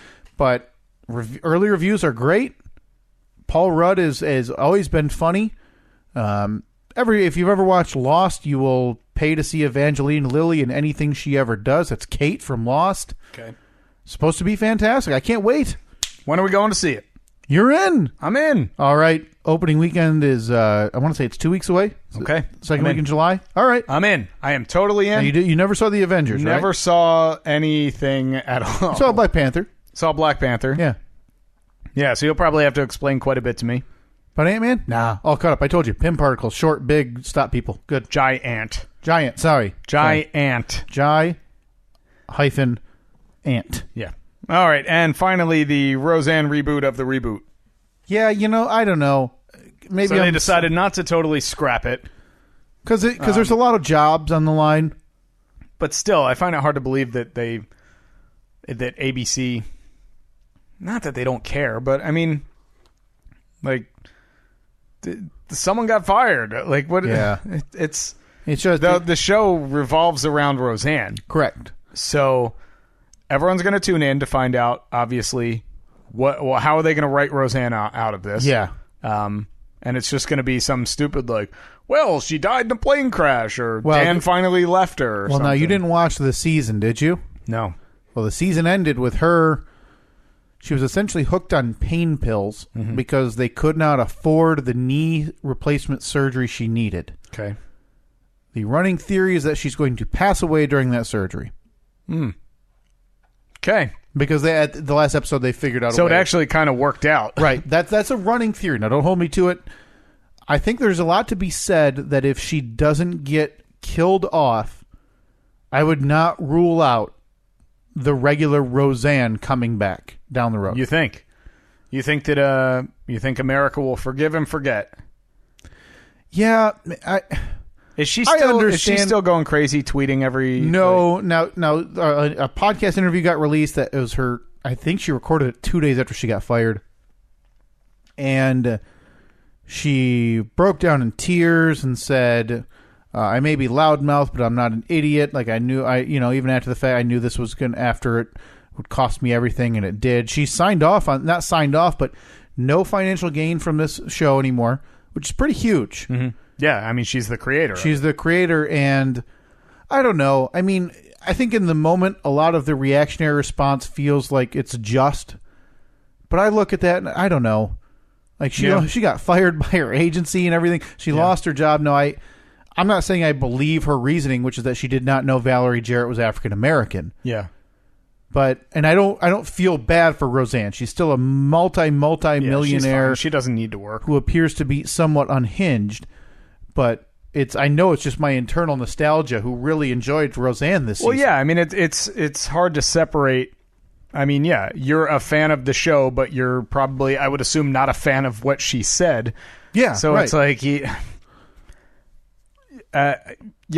so I'm sure that you would love to see her back on that show. Absolutely.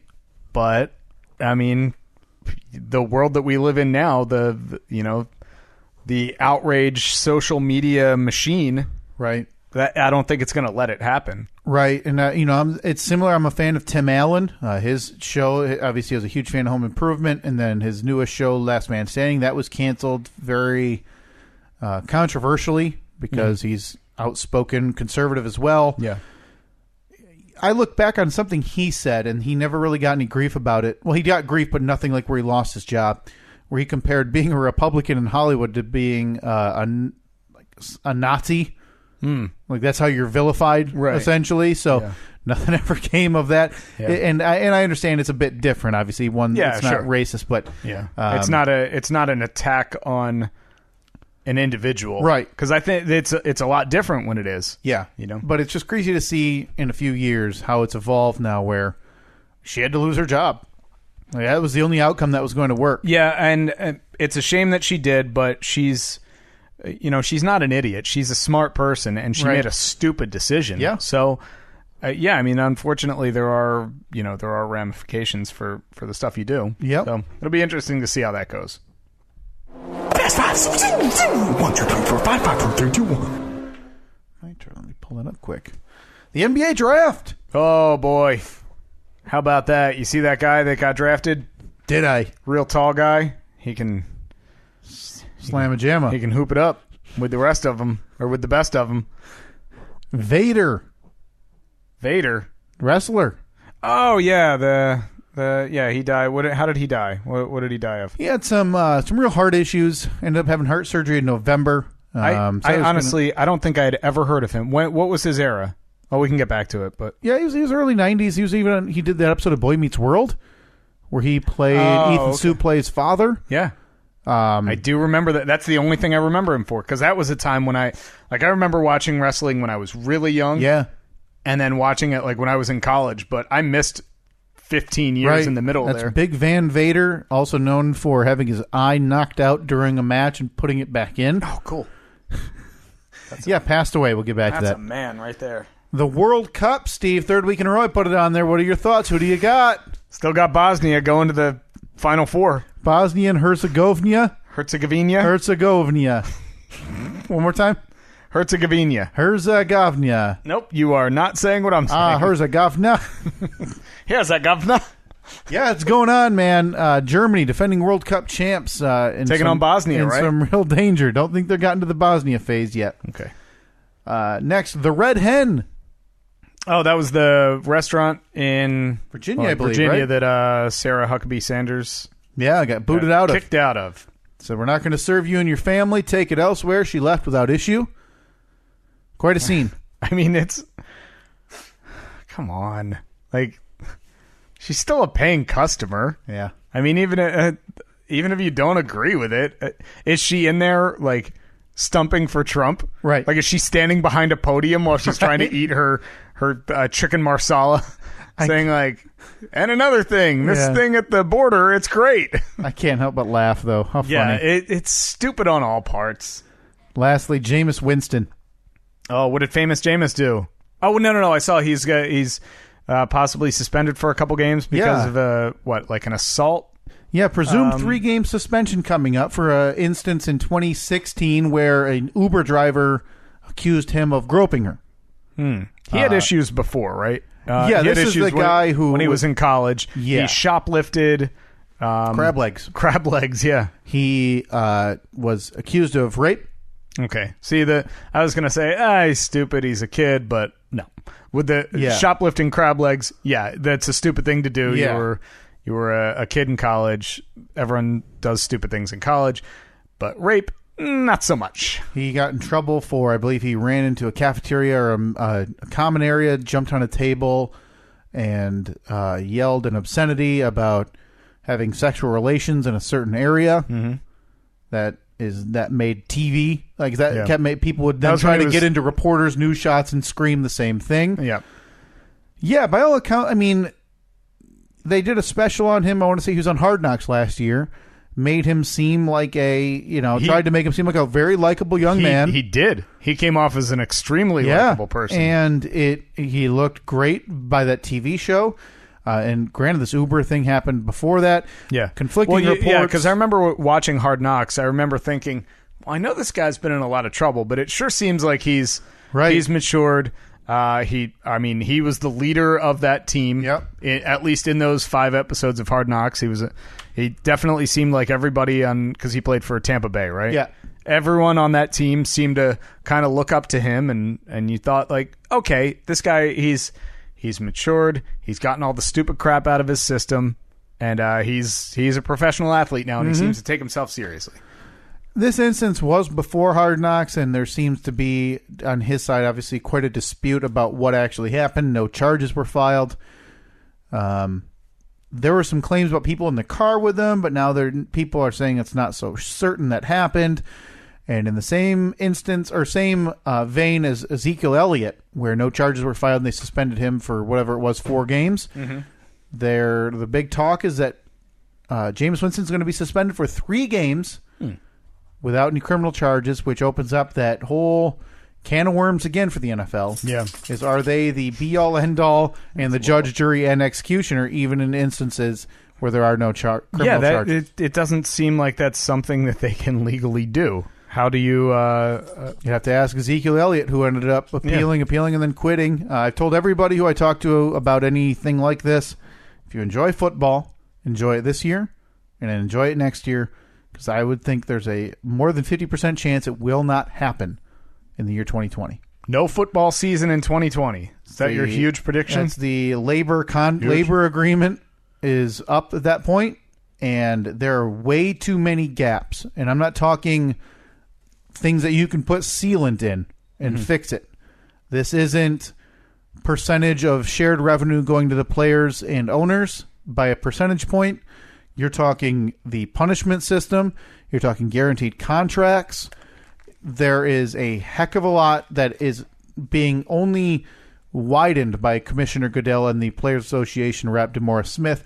It is bad. And Goodell just signed a new contract, right? Yep, he's going to be around 5 years. He's going to be around through those negotiations. Presumably he'll retire after that at some point. I don't see any way these work out. I think there's going to be a work stoppage in football for the first time in about 25 years. That would be crazy. You heard it right here first, folks. Yes, you did. Huge prediction by Kyle. You're throwing money away. Yeah. Though. But you have to. I understand the players. They don't have guaranteed contracts. The only sport in the only professional sport, or if they get cut tomorrow, all those numbers you read in the news a month ago don't matter. Yeah. And that's not fair for the highest revenue sport in all of them. So before that, the World Cup. Bosnia 2018. Red Hen 2018. Vote for him. Vote for Red Hen. Speaking of vote, people, let me use the remainder of this time. Folks, this is what this idiot wants you to think is right. He wants you to think that you can just chime in whenever you want on certain issues. Now, granted, I don't remember the debate that is going on right now. Something about a fence. But all I need to tell you is vote for Steve. And it'll be clear in the options which one is Team Steve and which one is Team Kyle. TBD. The Red Hen, the restaurant in Virginia that kicked out Press Secretary Sarah Huckabee Sanders, politely asked her to leave, said they wouldn't serve her. Here's the thing. That restaurant, sure, they are well within their rights to not serve her. And they decided to exercise those rights, ask her to leave, which by all accounts she did very peacefully. Yep. Didn't put up a fight. She tweeted about it later, which seems to... I saw that was raising some red flags because of it. Illegal. It was illegal, and because it gets into like the whole area of endorsements and stuff, even though it wasn't an endorsement. Yeah. Still... You cannot attack or endorse a private business on a government-owned account like that, which apparently has been abandoned anyway, as President Trump has attacked Amazon and Jeff Bezos. Mm-hmm. Same scenario, but yeah, it doesn't matter. Nobody's going to, what are you going to do? Can't just delete the tweet now, it never happened. Yeah. It's whatever. So, of course, the restaurant's getting backlash, all 1-star reviews, and people like wishing them dead, which is stupid. Yep. But, yeah, so that business, they'll probably end up going out of business. You think so? Yeah, I do, because of the outrage machine. Not rightly so. I don't think they should. I think it was probably a stupid move on their part to do that. Again, she's out eating dinner. If you decided to turn away, like, are you doing that for your regular customers too? Or are you, when they walk in the door, are you saying, hey, do you support the president on this, and this? No, get out. She's a recognizable one. So it's a funny. I think it's funny. Boy, do I laugh when I think about it. It's something. By the way, do you want some more talking cheese? One more talking cheese. Next, the World Cup 2018, Bosnia and what was that one more time? Herzegovina 20. The big team, the Bosnia fighting Bosnians. They're playing like a bunch of soccer players play. Running around, kicking that little checkered ball, head ball, hey, all over the place. Mm-hmm. No, Germany, defending World Cup champs, in some trouble, Steve. Taking on Bosnia. Bosnia's looking tough this year. They got Pele on their team. They got Lionel Messi. He made his way over to the fighting Bosnians. Yep, the fighting Bosnians. They couldn't think up a mascot or a nickname, so they went with fighting Bosnians. Yeah. For that, Big Van Vader. Yeah. Dead. Jesus. I mean, what else is there to say? What more could you possibly say? And firstly, the NBA draft. NBA draft. It was okay. Now the number one pick was like he doesn't know. Hoopy McDunks. Everybody knows, Steve. The Phoenix Suns take big man DeAndre Ayton, the freshman out of Arizona this past year, to go number one. Not really a surprise. Very talented young kid. Oh, yeah. He just needs to develop and finish his offensive game to be able to go with the big man idea. Question. Can he dribble through his legs? Fair question. I can't answer that. I mean, probably, right? You'd think. I don't want to put that talent in his hands without seeing it first. I bet he can slam a jamma, though, right? Oh, he's a good slamma-jamma. Very good slamma-jamma. The big news, can he dunk over a Kia? What? Wait. That was the big thing for a while, that right? That was, yeah. Dunking over Kias. Bring a car onto the court and dunk over it. The big news, though, Steve, number 3, the Atlanta Hawks draft Luka Doncic. Luka Doncic.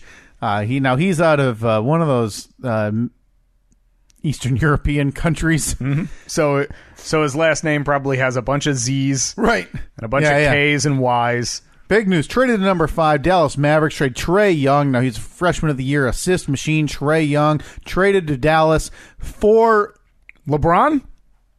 Not quite. Okay, but yeah, Luka Doncic. I want to know, Luka Doncic. Why have we not broken in with LeBron watch yet? We got all summer. Yeah, but we need to. Give me a second.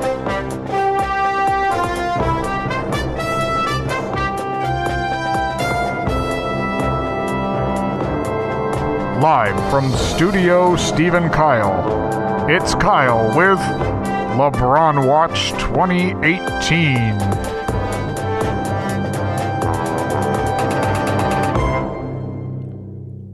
Rumor today, Steve, LeBron James has been calling players that he wants to play next season with.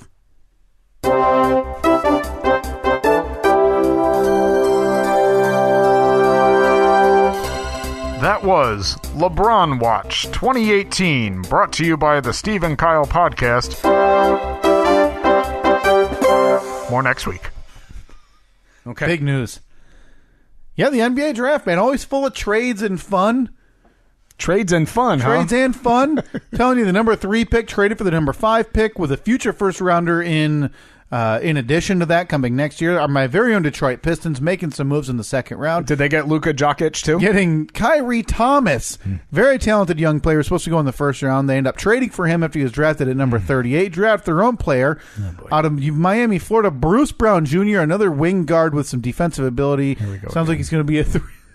Sounds like he's going to be a 3-and-D player, Steve. Now, this league in the NBA is divvied up between role players. Now, 3-and-Ds, you got to be able to pull up, pop some threes, and get back on D. That's a type of role player. Oh boy, that was fun.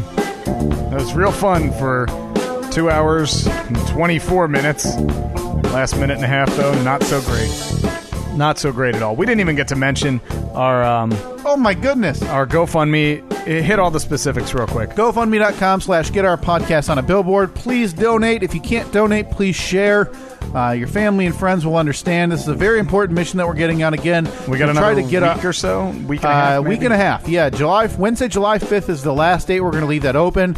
And then we are going to begin cold calling billboard companies in rural Ohio to see how much money it will cost to get our faces and whatever we decide on a billboard. Please go GoFundMe.com/GetOurPodcast on a billboard. It's on our social media. Please donate if you can. Share, whatever you can do. This is a noble cause. In the meantime, you can download, subscribe, and review the show on iTunes, the Apple Podcasts app, Google Play, TuneIn, Stitcher, YouTube, Libsyn, SteveandKyle.com to get all of the latest episodes. We ended up fixing that glitch with iTunes, so you can now get every single episode on there. And you will be able to until we stop doing this podcast.